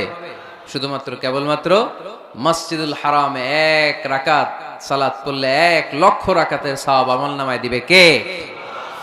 এজন্য আল্লাহ বললেন ওখানে যাও, হাইসুমা তুয়াল্লু ফাওয়াল্লু উজুহাকুম শাতরা, যেখানে যাইবা, দুনিয়ার যেখানেই থাকো না কেন, কাবা ঘরের দিকে হয়ে নামাজ পড়াকে আবশ্যক করেছে কে? পৃথিবীর যেখানেই যান, কোন দিকে হয়ে নামাজ পড়বেন? কাবা, টু দ্য ডাইরেকশন অফ কিবলা। আপনি অবাক হবেন, অস্ট্রেলিয়ায় একটা শহর আছে সিডনি, এই সিডনি শহরে একটা জঙ্গল আছে, এই জঙ্গলে একটা গাছ আছে, যে গাছটা মানুষের মতো রুকু করে আছে। টু দ্য ডাইরেকশন অফ কেবলা, তাও কেবলামুখী হয়ে। পত্রিকার কাটিং দেখেছেন না আপনারা? অনেক ক্যালেন্ডারেও আছে। গাছ, ইউটিউবে দেখেছেন, গাছ রুকু করে আছে টু দ্য ডাইরেকশন অফ কেবলা, কেবলামুখী হয়ে, মানুষের মতো। সুবহানাল্লাহ পড়েন। তাহলে এই মসজিদ এমন মসজিদ, এই মসজিদে 1 রাকাত সালাত পড়লে 1 লক্ষ রাকাতের সওয়াব হয়ে যায়। এই মসজিদ এমন মসজিদ, যেই মসজিদের মাঝখানে একটা ঘর আছে, ঘরটার নাম বাইতুল্লাহ। প্রতিনিয়ত এই ঘরের উপর 120টা রহমত নাজিল করে কে? সিত্তুন আলিত তাইফিন, 60টা রহমত নাজিল হয় যারা কাবা ঘরের চারদিকে তাওয়াফ করতে থাকে। আর বাঈন আলিল মুসাল্লিন, 40টা রহমত নাজিল হয় যারা কাবা ঘরের চারদিকে নামাজ পড়তে থাকে। 20 আলিন নাযিরিন ইলাল কাবা, বাকি 20টা সওয়াব নাজিল হয় যারা শুধু কাবা ঘরের দিকে তাকিয়ে থাকে। কাবা ঘরের দিকে তাকায় থাকলে সওয়াব। সুবহানাল্লাহ বললেন না? আন-নাযার ইলাল কাবা, 3 জিনিসের দিকে তাকালেই সওয়াব। কয় জিনিস? জোরে বলেন। 1 নাম্বার আন-নাযার ইলাল মুসহাফ, কোরআনের দিকে তাকালেই সওয়াব, পড়া লাগবে না, পড়লে তো সওয়াব আছে, তাকানো মাত্রই। 2 নাম্বার আন-নাযার ইলা ওয়াজহিল ওয়ালিদাইন, মা বাবার চেহারা, মা বাবার খেদমত করলে তো সওয়াব আছেই, টাকা দিলে তো সওয়াব আছেই, কিন্তু মা বাবার চেহারার নজরের দিকে যদি রহমতের নজরে একবার তাকান, একটা কবুল হজ করলে যেই সওয়াব, ওই সওয়াব আমল নামাই দিবে কে? মা বাবা এমন জিনিস আমরা চিনলাম না। আমরা পীর সাহেবের দরবারে লাউ নিয়ে যাই আর গান গাই, সাদের লাউ বানাইলে মোরে, আগা খাইলাম, ডগা খাইলাম, খাইলাম না ডুগডুগি না। তো কই লাউ নিয়ে যান আপনি, কই হাদিয়া নিয়ে যান? আসল পীর সাহেব তো আপনার ঘরে। আপনার আব্বা সবচেয়ে বড় পীর সাহেব, আপনার আম্মা জান আপনার জন্য সবচেয়ে বড় পীর সাহেব। গোটা বিশ্বের সব পীর সাহেব যদি 50 বার করে কোরআন খতম দিয়ে 1 গ্লাস পানির মধ্যে ফু দেয়, আর আপনার আব্বা শুধু বিসমিল্লাহ বলে যদি 1 গ্লাসের পানিতে ফু দেয়, ওই গ্লাসের পানির ফুটা আল্লাহর কাছে কবুল হয়ে যাবে। এজন্য বিশ্বনবী বলতেন, আল জান্নাতু তাহতা আকদামি উম্মাহাতিকুম, ও দুনিয়ার মানুষেরা শোনো, দুনিয়ার পুরুষ মানুষদের পায়ের নিচে থাকে জুতা, জুতার নিচে থাকে বালু আর মাটি, আর দুনিয়ার বুকে এক একটা মায়ের পায়ের নিচে থাকে তার সন্তানদের জান্নাত। ওগো মা তুমি এই ধরনের শ্রেষ্ঠ নেয়ামত, তোমারই পদ তলে রয়েছে জান্নাত। ওগো মা তুমি এই ধরনের শ্রেষ্ঠ নেয়ামত, তোমারই পদ তলে রয়েছে জান্নাত। সুবহানাল্লাহ পড়েন। কি মা? এই মারে আমরা চিনি না। লাউ কাতা'তা জিলদাক, তোমার গায়ের চামড়া কেটেও যদি মাকে জুতো বানিয়ে দাও, ওই যে ছোটবেলায় দুধ খাইছিলা, 1 ঢোক দুধের শোধ আদায় হবে না। 1 ঢোক দুধের শোধ আদায় হবে না। ওই মা 3 বার বললেন আল্লাহ রাসূল এই মায়ের কথা। কয়বার? আল্লাহ হাবিব বললেন মা মা মা, তারপরে মা কয়বার? বাবা কয়বার? তার মানে ইসলাম মাকে দিয়েছে স্বর্ণ পদক, ইসলাম মাকে দিয়েছে রৌপ্য পদক, ইসলাম মাকে দিয়েছে ব্রোঞ্জ পদক, বাবাকে দিয়েছে সান্ত্বনা পুরস্কার। ঠিক কিনা? 3 বার যদি মা হয়, 1 বার যদি বাবা হয়, তাহলে স্বর্ণ পদক কে? রৌপ্য পদক, ব্রোঞ্জ পদক, সান্ত্বনা পুরস্কার। সুবহানাল্লাহ কইতে বললেন না? ওই মায়ের চেহারার দিকে যদি রহমতের নজরে একবার তাকান, কবুল হজের সওয়াব আছে না নাই? তাহলে 1 নাম্বার কোরআনের দিকে নজর করলে সওয়াব, 2 নাম্বার মা বাবার চেহারার দিকে নজর করলে সওয়াব, 3 নাম্বার আল্লাহর কাবা ঘরের গিলাফের দিকে যখন নজর করে তাকাবেন, 20টা রহমত নাজিল করবে কে? তাহলে শ্রেষ্ঠ মসজিদ মসজিদে হারাম, শ্রেষ্ঠ মসজিদ। 2 নাম্বার হচ্ছে মসজিদ নববী, নবীর মসজিদ, ওখানে 1 রাকাত পড়লে 1000 রাকাতের সওয়াব। আমার নবী শুয়ে আছে তার পাশে, পাশেই জান্নাতুল বাকিয়া, মাকবারাতুল বাকিয়া, এরপর আছে রওদা। বিশ্বনবীর কবর থেকে মিম্বার পর্যন্ত জান্নাত, রওদাতুম মিন রিয়াদিল জান্নাহ। এটা দুনিয়ার বুকে একটা জান্নাতের টুকরা, কোন সুবহানাল্লাহ। ওখানে নামাজ পড়ার জন্য খুব ধাক্কাধাক্কি হয়। পুরো মসজিদে নববীর কার্পেটের 1 কালার, ওইটার কার্পেটের আরেক কালার। যারা হজ উমরা করেছেন দেখে এসেছেন, জায়গা পাওয়া যায় না, খুব ধাক্কাধাক্কি হয় ওই জায়গাটাতে সালাত পড়ার জন্য। এটা হচ্ছে 2য় মসজিদ শ্রেষ্ঠত্বের দিক থেকে। 3য় মসজিদ হচ্ছে মসজিদে আকসা, ফিলিস্তিনে। আহা, এই দুইটাতে যাওয়ার সুযোগ হইলো ওইটাতে যাওয়ার সুযোগ নাই। ইসরায়েলি হায়নাদের দখলে, চিল্লা এখন ঠিক কিনা? আমরা আল্লাহর কাছে চাই আমরা মসজিদুল হারাম, এই মসজিদ নববীতে যেমনে সালাত পড়তে পারি, বাইতুল মাকদাসে যেও যেন সালাত পড়তে পারে, আল্লাহ তুমি তৌফিক দাও। বাইতুল মাকদাসে 1 রাকাত পড়লে 250 রাকাতের সওয়াব, আরেক বর্ণনায় এসেছে 500 রাকাতের সওয়াব। এই তিনটার পরে দুনিয়ার যত বড় মসজিদ হোক না কেন সবগুলোর সওয়াব সমান। সুবহানাল্লাহ পড়েন। তাহলে আমরা মসজিদ আবাদ করতে চাই, কি করতে চাই? এই মসজিদ হচ্ছে আমাদের মুসলমানদের সামাজিক ঐক্যের কেন্দ্রবিন্দু। সামাজিক ঐক্যের কেন্দ্রবিন্দু আমাদের মসজিদ, বুঝতে হবে। এটা খ্রিস্টানদের চার্চের মতো, এটা ইহুদিদের সিনাগগের মতো, এটা শিখদের গুরুদুয়ারার মতো গতানুগতিক কোনো ইবাদত গাহ বা উপাসনা কেন্দ্র নয়। এটা আমাদের ঐক্যের ভিত্তি। চিল্লায় বলেন ঠিক কি না? বিশ্বনবী মসজিদে নববী থেকে সব করেছেন। বিশ্বনবীর মসজিদে নববীটাই ছিল ক্যান্টনমেন্ট, সেনাবাহিনীর ক্যান্টনমেন্ট ছিল এটা। বিশ্বনবীর মসজিদে নববী ছিল গণভবন, আমার নবীর মসজিদে ছিল বঙ্গভবন। এইখানেই ছিল সুপ্রিম কোর্ট, হাইকোর্ট। এখানে বসেই বিশ্বনবী যুদ্ধের জন্য সেনা প্রেরণ করতেন। এখানে বসেই বিশ্বনবী বেকারদের কর্মসংস্থান করতেন। এখানে বসেই বিশ্বনবী বিধবা নারীদের জন্য ভাতার ব্যবস্থা করে দিতেন। এই মসজিদের মধ্যে বসেই বিশ্বনবী আহলে সুফার সাহাবীদেরকে হাদিসের শিক্ষা দিতেন। সুবহানাল্লাহ পড়েন। এজন্য মসজিদের নানামুখী ব্যবহার আছে। আমরা শুধু এটা ইবাদতের জন্য রাখছি, কিন্তু বিষ্ণু ঈসা ইসলাম এটাকে নানা কাজে লাগিয়েছেন। আমাদের মসজিদগুলোকে আমরা শুধুমাত্র জিকির আর সালাতের জন্য নির্ধারণ করেছি, কিন্তু বিষ্ণু ঈসা ইসলাম নানামুখী কাজ এই মসজিদের ভেতরে করেছেন। মসজিদে নববী বাচ্চাদের জন্য উন্মুক্ত ছিল, নারীদের জন্য উন্মুক্ত ছিল, হিজরাদের জন্য উন্মুক্ত ছিল। সুবহানাল্লাহ কইতে পারলেন না? হিজরা আছে এলাকায়, টাঙ্গাইলে দেখলে কি করেন? টিটকারি মারেন, হাসেন। আপনাকে মারে? হ্যাঁ, ওরাই মারে। কি টাকা দাবি করে না? এই দোষটা ওদের না তো, দোষটা তো আমাদের। ওদেরকে তৃতীয় লিঙ্গি হিসেবে স্বীকৃতি দিয়েও ওদের সব ধরনের সুযোগ সুবিধা গভর্নমেন্ট হয়তো এখনো দিয়ে সারতে পারে নাই। এটা গভর্নমেন্টের দায়িত্ব। এই বিশাল জনগোষ্ঠীকে গভর্নমেন্ট কি করবে? 2008 সালে ভোটাধিকার দেওয়া হয়েছিল, তারপরেও কোথাও এদের জন্য নাম নাই। একটা বাচ্চা যদি হিজরা হয়ে জন্মায়, মা বাবা তার পরিচয় কারো কাছে দিতে চায় না, লজ্জায়। এর স্কুলে ভর্তি করাইলে স্কুলের ফর্মে আছে ছেলে বা মেয়ে, এটার কোন জায়গায় দিব? ছেলেতে না মেয়েতে? আহা, এজন্য এরাও সমাজে বিচ্ছিন্ন, আলাদা। এরা খুঁজতে থাকে, দেখি আমার মতো কে আছে, তখন এরা হিজরা পাড়ায় চলে যায়। যে একসাথে থাকে, একজনের নেতৃত্বে বরের গাড়ি আটকায়, আর কয় 5,000 টাকা দে, নাইলে তোর খবর আছে। আছে না নাই? নতুন বাচ্চা হইলেই কাঁথা শুকাইতে দেখলে ওরা যে হামলা করে, বাচ্চারা নিয়ে খেলাধুলা শুরু করে। তো ওদেরকে তো আমরা কর্মসংস্থানের ব্যবস্থা করি নাই তো আমরা। পৃথিবীর বিভিন্ন দেশে সুপার শপে দেখবেন হিজরা, এটা খুবই ন্যাচারাল। আমারও একটা সন্তান হিজরা হইতে পারে না? আপনার একটা সন্তান, ছেলে মেয়ে কোনোটা না হইয়া হিজরা হইতে পারে না? আমি যে ছেলে হইছি কার ইচ্ছায়? আমার বোন যে মেয়ে হইছে কার ইচ্ছায়? হিজরা যে হিজরা হয়ে দুনিয়ায় আসলো, এটাও কার ইচ্ছায়? আসল ইচ্ছাটা কার? কর্মসংস্থানের ব্যবস্থা করে দেন। হিজরাদেরকে দেখতে যেহেতু মানুষ ডরায়, এদেরকে আপনি রাস্তাঘাটের জ্যাম ঠিক করার দায়িত্ব দিয়ে দেন, কেউ আর উল্টা পথে যাবে না, ঠিক না? পুলিশের দায়িত্ব দিয়ে দেন, রাস্তাঘাটে এরা দাঁড়াইলে লাঠিও লাগবে না মানুষ, ঠিক কিনা? তো এগুলো তো কাজে লাগাইতে হবে। জনসংখ্যাকে যদি জনশক্তিতে আমরা রূপান্তরিত করতে না পারি, তাহলে বিপদ আছে না নাই?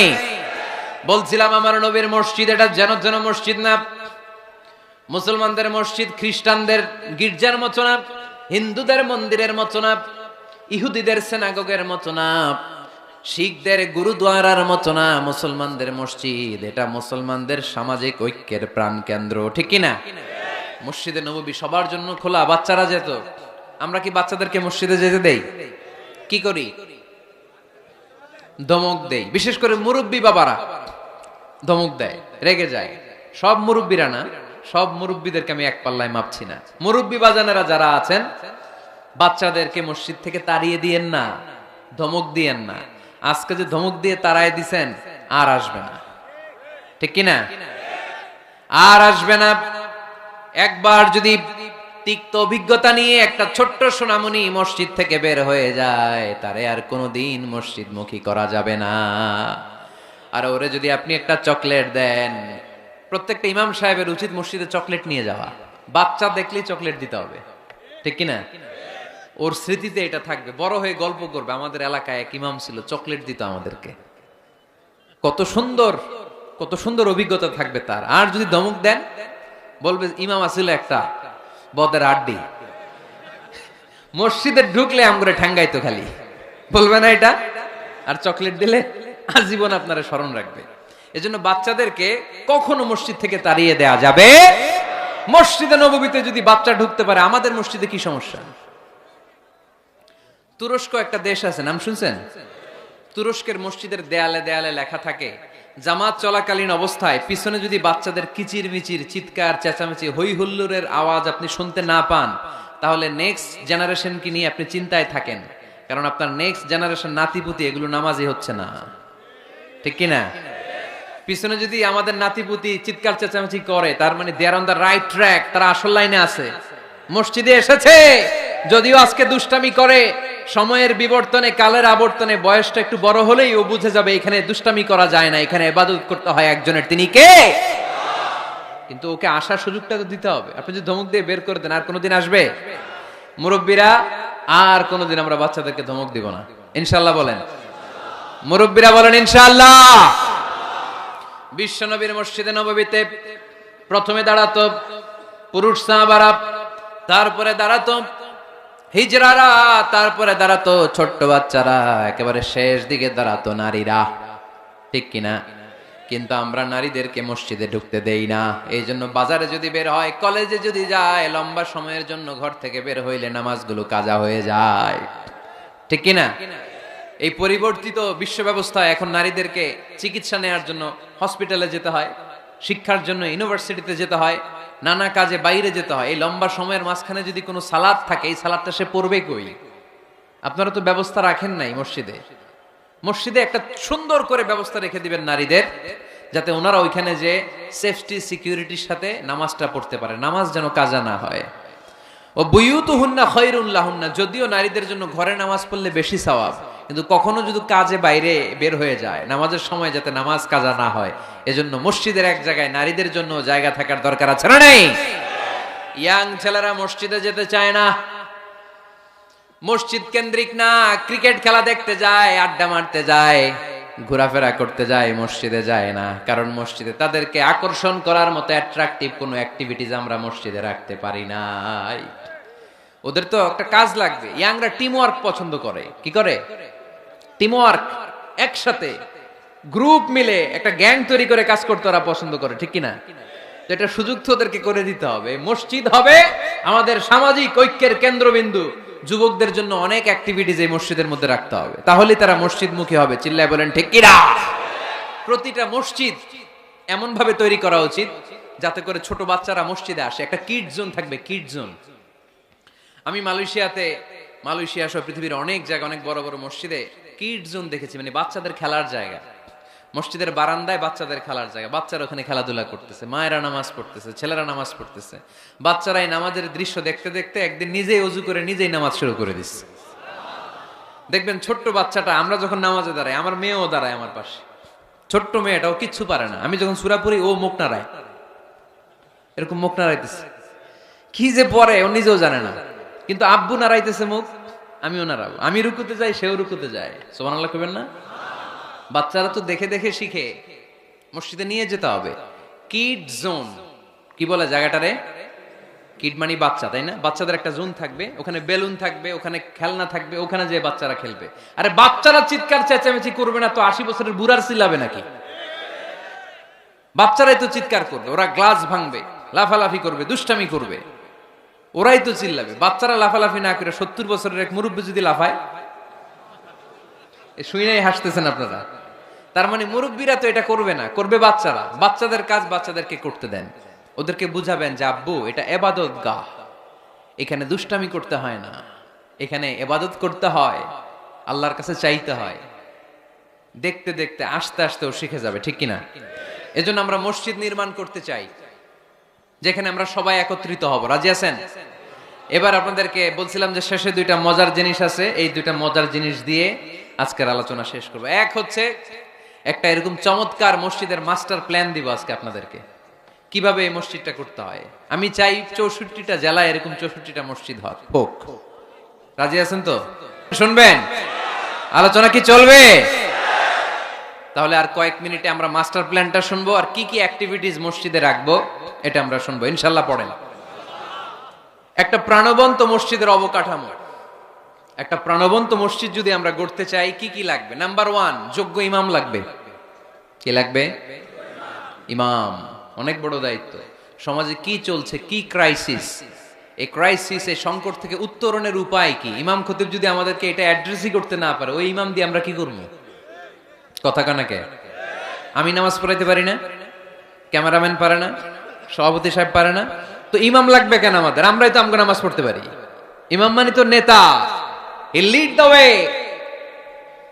হি লিড দ্য ওয়ে। নেতা কারে বলে? Who knows the way, who goes the way, who shows the way, he is the leader. ঠিক কি না? নেতা কারে কয়? Who knows the way, who goes the way, who shows the way. যে পথ চিনে, যে পথে যেতে পারে, অন্যরে নিয়ে আগাইতে পারে, সে নেতা। তাহলে ইমামের দায়িত্ব, খতিবের দায়িত্ব প্রতি শুক্রবারে গড় পড়তা আলোচনার দরকার নাই। সমাজে কি ক্রাইসিস চলতেছে, ডেঙ্গু, এই ডেঙ্গু অবরোধে, ডেঙ্গুকে ঠেকাতে বিষ্ণু ইসলামের কি নীতিমালা ছিল, ওইটা শোনাইতে হবে আমাদের ইমাম সাহেবের। ঠিক কিনা? প্রচন্ড শীতের প্রকোপে কাঁপছে পুরো বাংলাদেশ, শীতকালে বিশ্বনবী কি আমল করছে ওইটা শোনাইতে হবে এখন আমাদেরকে। কথা কয় না? এখন চলতেছে শীত, আপনি খিজির আলাইহিস সালামের গল্প শোনাইতেছেন, হবে? ওই ইমাম খতিবের আমাদের দরকার নাই। কথা কি মাথায় ঢুকতেছে? কারেন্ট ওয়ার্ল্ডে কি চলে, কারেন্ট অ্যাফেয়ার্স কি চলে, ওইটার আলোকে ইসলামের সমাধান কি, ইমাম যদি ওইটা শোনাইতে পারে, হি ইজ আওয়ার ইমাম, হি ইজ আওয়ার খতিব। আওয়ার খতিব শুড বি ডিসকোয়ালিফাইড পার্সোনালিটি। এরকম লোক হইতে হবে। তাহলে একটা প্রাণবন্ত মসজিদের যে অবকাঠামো, আপনাদেরকে আজকে মাস্টার প্ল্যানটা দেই। নাম্বার 1, একজন যোগ্য ইমাম, যোগ্য খতিবের দরকার, যাদের বেতন হবে কমসে কম 1 লাখ টাকা। কত? হুজুর এইবার আর আমরা নাই, অহন আমি নাই, অহন আমনে থাকেন। দিবেন না? দিবেন না? ওইরকম ইমাম পাওয়া গেলে দেওয়া যাবে না? যাবে। মাশাআল্লাহ। শুনেন, জরুরি আলাপ, এটা জরুরি আলাপ আপনাদের সাথে। নাম্বার 2, প্রশস্ত এবং বড় এরিয়া নিয়ে মসজিদ করতে হবে, ছোট জায়গা নিয়ে না। একটা মসজিদ করতে হবে কমসে কম 50 বিঘা জায়গার উপর। কয় বিঘা? ওই যে ডরাই গেছে এখন। 50 বিঘা একটা জায়গা হইলো। এরকম জায়গা দেওয়ার মানুষ অনেক আছে। ওনারা এরকম সুন্দর মাস্টার প্ল্যান দিতে হইলে আজকের এটার পরে যে কত ফোন কল আমার কাছে আসবে যে হুজুর আমি 50 কোটি টাকা নিয়ে রেডি, আপনি এসে উদ্বোধন করে দিয়ে যাবেন মসজিদ। শুনবেন আপনারা কয়দিন পরে, আজকের এই আলোচনার পর ইনশাল্লাহ। পড়েন। অনেক বড় প্রশস্ত এরিয়া নিয়ে আপনার মসজিদ করতে হবে। ঢাকার মসজিদগুলো দেখছেন চিপা গলি, এটা যে মসজিদ বোঝাই যায় না। আরে মসজিদের শান শৌকত আর ইমেজ দেখে বিধর্মী ভাইয়েরা মুসলমান হওয়ার জন্য পাগল হয়ে যাবে, মসজিদে ঢুকার জন্য পাগল হয়ে যাবে। কি সুন্দর মসজিদ তোমাদের, কত চমৎকার, ফ্যান্টাস্টিক, মার্ভেলাস মসজিদ তোমাদের। দেখতে যাব আমরা, দেখতে যায়ও। মালয়েশিয়াতে 4টা বড় মসজিদ আছে, 2টা পুত্রাজায়াতে। একটার নাম স্টিল মস্ক, মিজান তুয়াঙ্কু জাইনুল আবেদিন মস্ক, বিশাল মসজিদ। আরেকটা আছে পুত্রা মস্ক, মাহাথির মোহাম্মদ ওখানে সালাত পড়ে, ডক্টর জাকির নায়েক সালাত পড়ে, আমি যাই মাঝে মাঝে মসজিদে। এরপর মসজিদ বিলায়া আছে একটা, বিলায়া পেরসেকতুয়ান ফেডারেল টেরিটরি মস্ক, আল্লাহু আকবার, তুরস্কের ব্লু মস্কের আদলে করা। আরেকটা আছে মালয়েশিয়ার জাতীয় মসজিদ নেগারা, মসজিদ নেগারা বলে এটাকে, জাতীয় মসজিদ। এত সুন্দর মসজিদ, বিশাল এরিয়া নিয়ে। মসজিদ কোনো ছোট জায়গায় হবে না, বিশাল এরিয়া নিয়ে। 5 জায়গানা নামাজের জন্য আলাদা ছোট্ট মসজিদ জায়গা হতে পারে, কিন্তু জামে মসজিদ হলে ওটা ছোট বানাইলে চলবে? এটা যদি আমাদের সামাজিক ঐক্যের কেন্দ্রবিন্দু হয়, এটা তো অনেক বড় গ্যাদারিং এর জায়গা থাকতে হবে, ঠিক কি না? বিশাল এরিয়া নিয়ে মসজিদ হইতে হবে। 2 নাম্বার, পর্যাপ্ত পার্কিং ব্যবস্থা থাকতে হবে মসজিদে। একমত না দ্বিমত? এইখানে যদি আপনি জগৎ বিখ্যাত আলেম রাখেন, খতিব রাখেন, যিনি প্রতি সপ্তাহে কি ঘটে বাংলাদেশে ওইটারে কোরআন হাদিসের আলোকে ব্যাখ্যা করে, তো ওনার কথা শোনার জন্য এরকম লাখ লাখ লোক জড়ো হবে না? এরা এদের প্রাইভেট কার নিয়ে আসবে, অনেক এলিট লোকেরা প্রাইভেট কার নিয়ে আসবে ওনার খুতবা শোনার জন্য, অনেকে নিজের হুন্ডা চালায় আসবে, সাইকেল নিয়ে আসবে, তো এগুলো রাখবে কোথায়? রাস্তায় জ্যাম বাজাবেন নাকি? না, বিশাল পার্কিং লট থাকবে, ওই পার্কিং লটে প্রত্যেকের পার্কিং এর ব্যবস্থা থাকবে। প্রয়োজনে এই পার্কিং এর মধ্য দিয়ে আইডিয়া জেনারেটিং একটা সিস্টেম আপনি করতে পারেন, যে গাড়ি পার্ক করলে 20 টাকা, হুন্ডা পার্ক করলে 10 টাকা। এক জায়গায় আমার মাহফিলে শুধু পার্কিং দিয়ে কামাইছে 7 লক্ষ টাকা। সুবহানাল্লাহ নাই? This is called idea. বর্তমান পৃথিবীতে আইডিয়ার বড় দাম। পার্কিং লট রাখতে হবে, বিশাল বড় পার্কিং লট। মসজিদ ছোট জায়গায় হবে না, অনেক বড় জায়গায় খোলামেলা ভেন্টিলেশন সিস্টেম থাকতে হবে। এরপরে মনোরম ওয়াশ এরিয়া লাগবে, ওয়াশ এরিয়া যেখানে সুন্দর অজু করা যায়, গোসল করা যায়। আমাদের বাংলাদেশের মসজিদের টয়লেটে ঢোকা যায়, দুর্গন্ধ কারে কয়? বদনার মধ্যে হাত দেওয়া যায় না, টিস্যু নাই। আমাদের মসজিদগুলোর টয়লেটের দিকে খেয়াল করছেন? কেন হিন্দুরা মুসলমান হবে? কেন কেন আসবে? এই দুর্গন্ধের জায়গায় আসবে কেন? আমি তো যেতে পারি না বাংলাদেশের কোন মসজিদের টয়লেট, আমি ঢুকতে পারি না, তো বদনাটা ধরা যায় না। তেলাপোকা, মাকড়সার বাসা, টিকটিকি কান্দের উপর এসে পড়ে, আছে না নাই? 6 মাসও পরিষ্কার করেন একবার। আপনি মালয়েশিয়ার মসজিদগুলো যদি দেখেন, মসজিদে টয়লেটে ঢুকলে আপনার ঘুম চলে আসবে, 5 স্টার হোটেলের মতো। এত সুন্দর লুকিং গ্লাস, এত সুন্দর wash area, liquid soup, towel. অজু করে মসজিদে ঢুকলেই পরানটা জুড়ায় যায়। তাহলে সুন্দর ওয়াশ এরিয়া লাগবে, কি বলেন? লাগবে না? লাগবে। এরপরে মসজিদের বাইরে ফুলের বাগান লাগবে। কি লাগবে? ইকো ফ্রেন্ডলি মস্ক বলে এটাকে, ইকো ফ্রেন্ডলি, পরিবেশ বান্ধব মসজিদ। মুসল্লিরা যখন ঢুকবে ফুলের গন্ধের সৌরভে এমনি তো মন মাতোয়ারা। সুবহানাল্লাহ করতে পারলেন না? আপনাদের কথাগুলো বুঝতে কষ্ট হচ্ছে মনে হয় না? বুঝতেছেন সবাই? ফুলের বাগান লাগবে মসজিদের চারদিকে, ফুলের বাগান, পাতাবাহার, ফুলের গাছ, সুগন্ধে মসজিদ থাকবে আমোদ। এরপরে মসজিদে বিশুদ্ধ পানি খাওয়ার ব্যবস্থা থাকতে হবে, ফর ফ্রি। ফিল্টার দিয়ে বিভিন্ন জায়গায় পানির ব্যবস্থা। আল্লাহর বান্দারা নামাজ পড়তে আসে, পানি খাওয়ার জায়গাটাও নাই, এরকম মসজিদে আছে না নাই? সুন্দর পানি খাওয়ার ব্যবস্থা রাখতে হবে আপনাদের ওই মসজিদে, যে মসজিদটাকে সামাজিক ঐক্যের কেন্দ্রবিন্দু আপনারা বানাতে চান। এই আপনারা উঠছেন কারা কারা? কি হয়েছে আপনাদের? হ্যাঁ, বসেন বসেন বসেন, একসাথে যাব আমরা। তাহলে ফুলের বাগান গেল না, এটাকে বলে ইকো ফ্রেন্ডলি মস্ক, পরিবেশ বান্ধব। বিশুদ্ধ খাবার পানি। এরপর লাগবে এয়ারকন লাগবে, সিসি ক্যামেরা লাগবে, ক্লোজ সার্কিট ক্যামেরা, কোনো সমস্যা হলে যাতে ফুটেজ আমরা বের করতে পারি, কি বলেন? উন্নত কার্পেট লাগবে, ডিজিটাল সাউন্ড সিস্টেম লাগবে। অনেক জায়গায় আল্লাহু আকবার, ওদিকে মুকাব্বির কয় আল্লাহু আকবার, মাইক নাই, মাইক নষ্ট। তো মাইক নষ্ট, আপনি কি করছেন? ঠিক করেন না কেন এগুলো? ডিজিটাল সাউন্ড সিস্টেমের কোনো বিকল্প নাই। এরপর জুতা রাখার নিরাপদ বাক্স লাগবে। কি কন?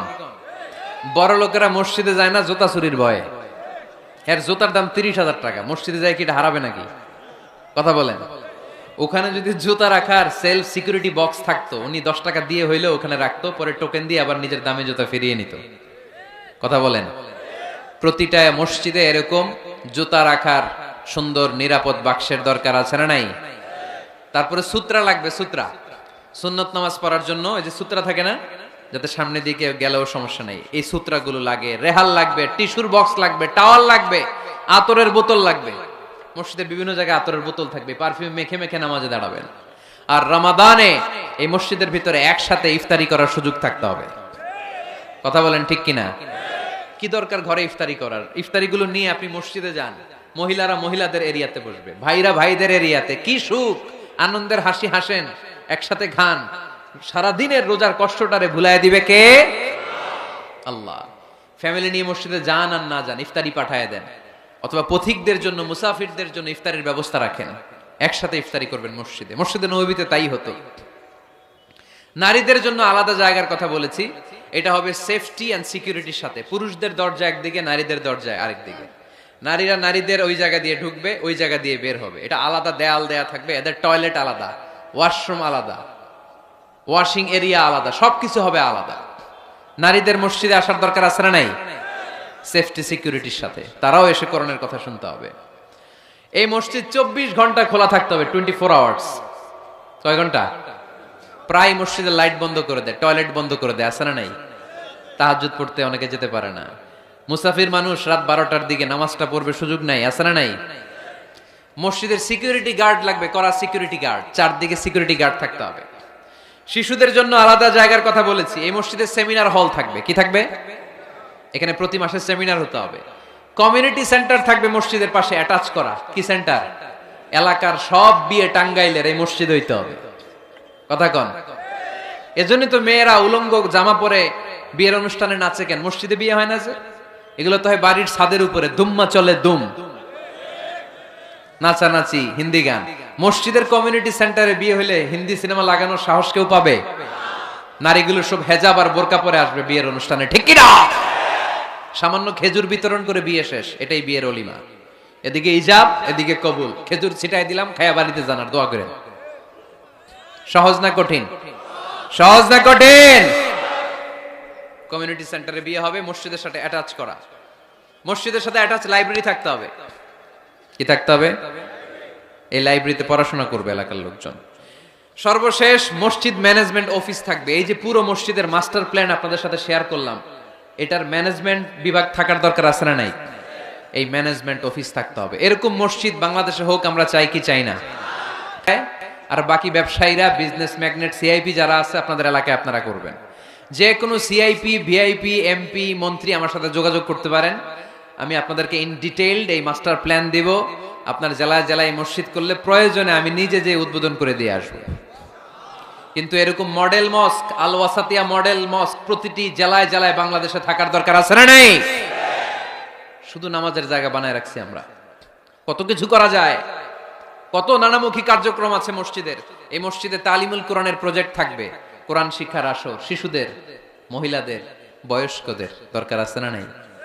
আজীবন নামাজ পড়ি নাই, বুঝি নাই, ওয়াজগুলো শুনে এখন নতুন করে অনেকের হুঁশ ফিরতেছে, হুজুর কি করব, বয়স তো 50, নামাজের নিয়ম জানি না, কোরআন পড়তে পারি না। তাদের জন্য, বয়স্কদের জন্য কোরআন শিক্ষার আসর, শিশুদের জন্য কোরআন শিক্ষার আসর। তাহফিজুল কোরআন প্রজেক্ট থাকবে মসজিদে, তাহফিজুল Quran project, full time part time. 30 পারার হাফেজ, 5 পারার হাফেজ, 7 পারার হাফেজ, সমস্যা নাই। আমাদের দেশে মনে করে এক বাবার 5 ছেলে, একটারে হেফজোখানায় দিছি, তুই 30 পারাই করবি, আর বাকি 4 পোলা ওগর ইংলিশ মিডিয়ামে দিছে, তোকে কোনো দায় দায়িত্ব নাই, তোরা খালি দুম্মা চলে দুম। আছে না নাই? এটা একটা ভুয়া আইডিয়া। একজনে 30 পারা মুখস্থ করবে, বাকি ছেলেগুলা করবে না, না এটা না। যে যতটুকু পারে। আরব দেশে, মিশরে আমি পড়াশোনা করেছি 5 বছর।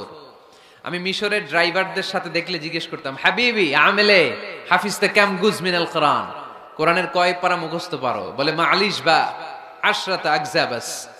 সরি, আমি আসলে বেশি মুখস্থ করতে পারি না, 10 পারা করছি। ড্রাইভার, সুবহানাল্লাহ নাই?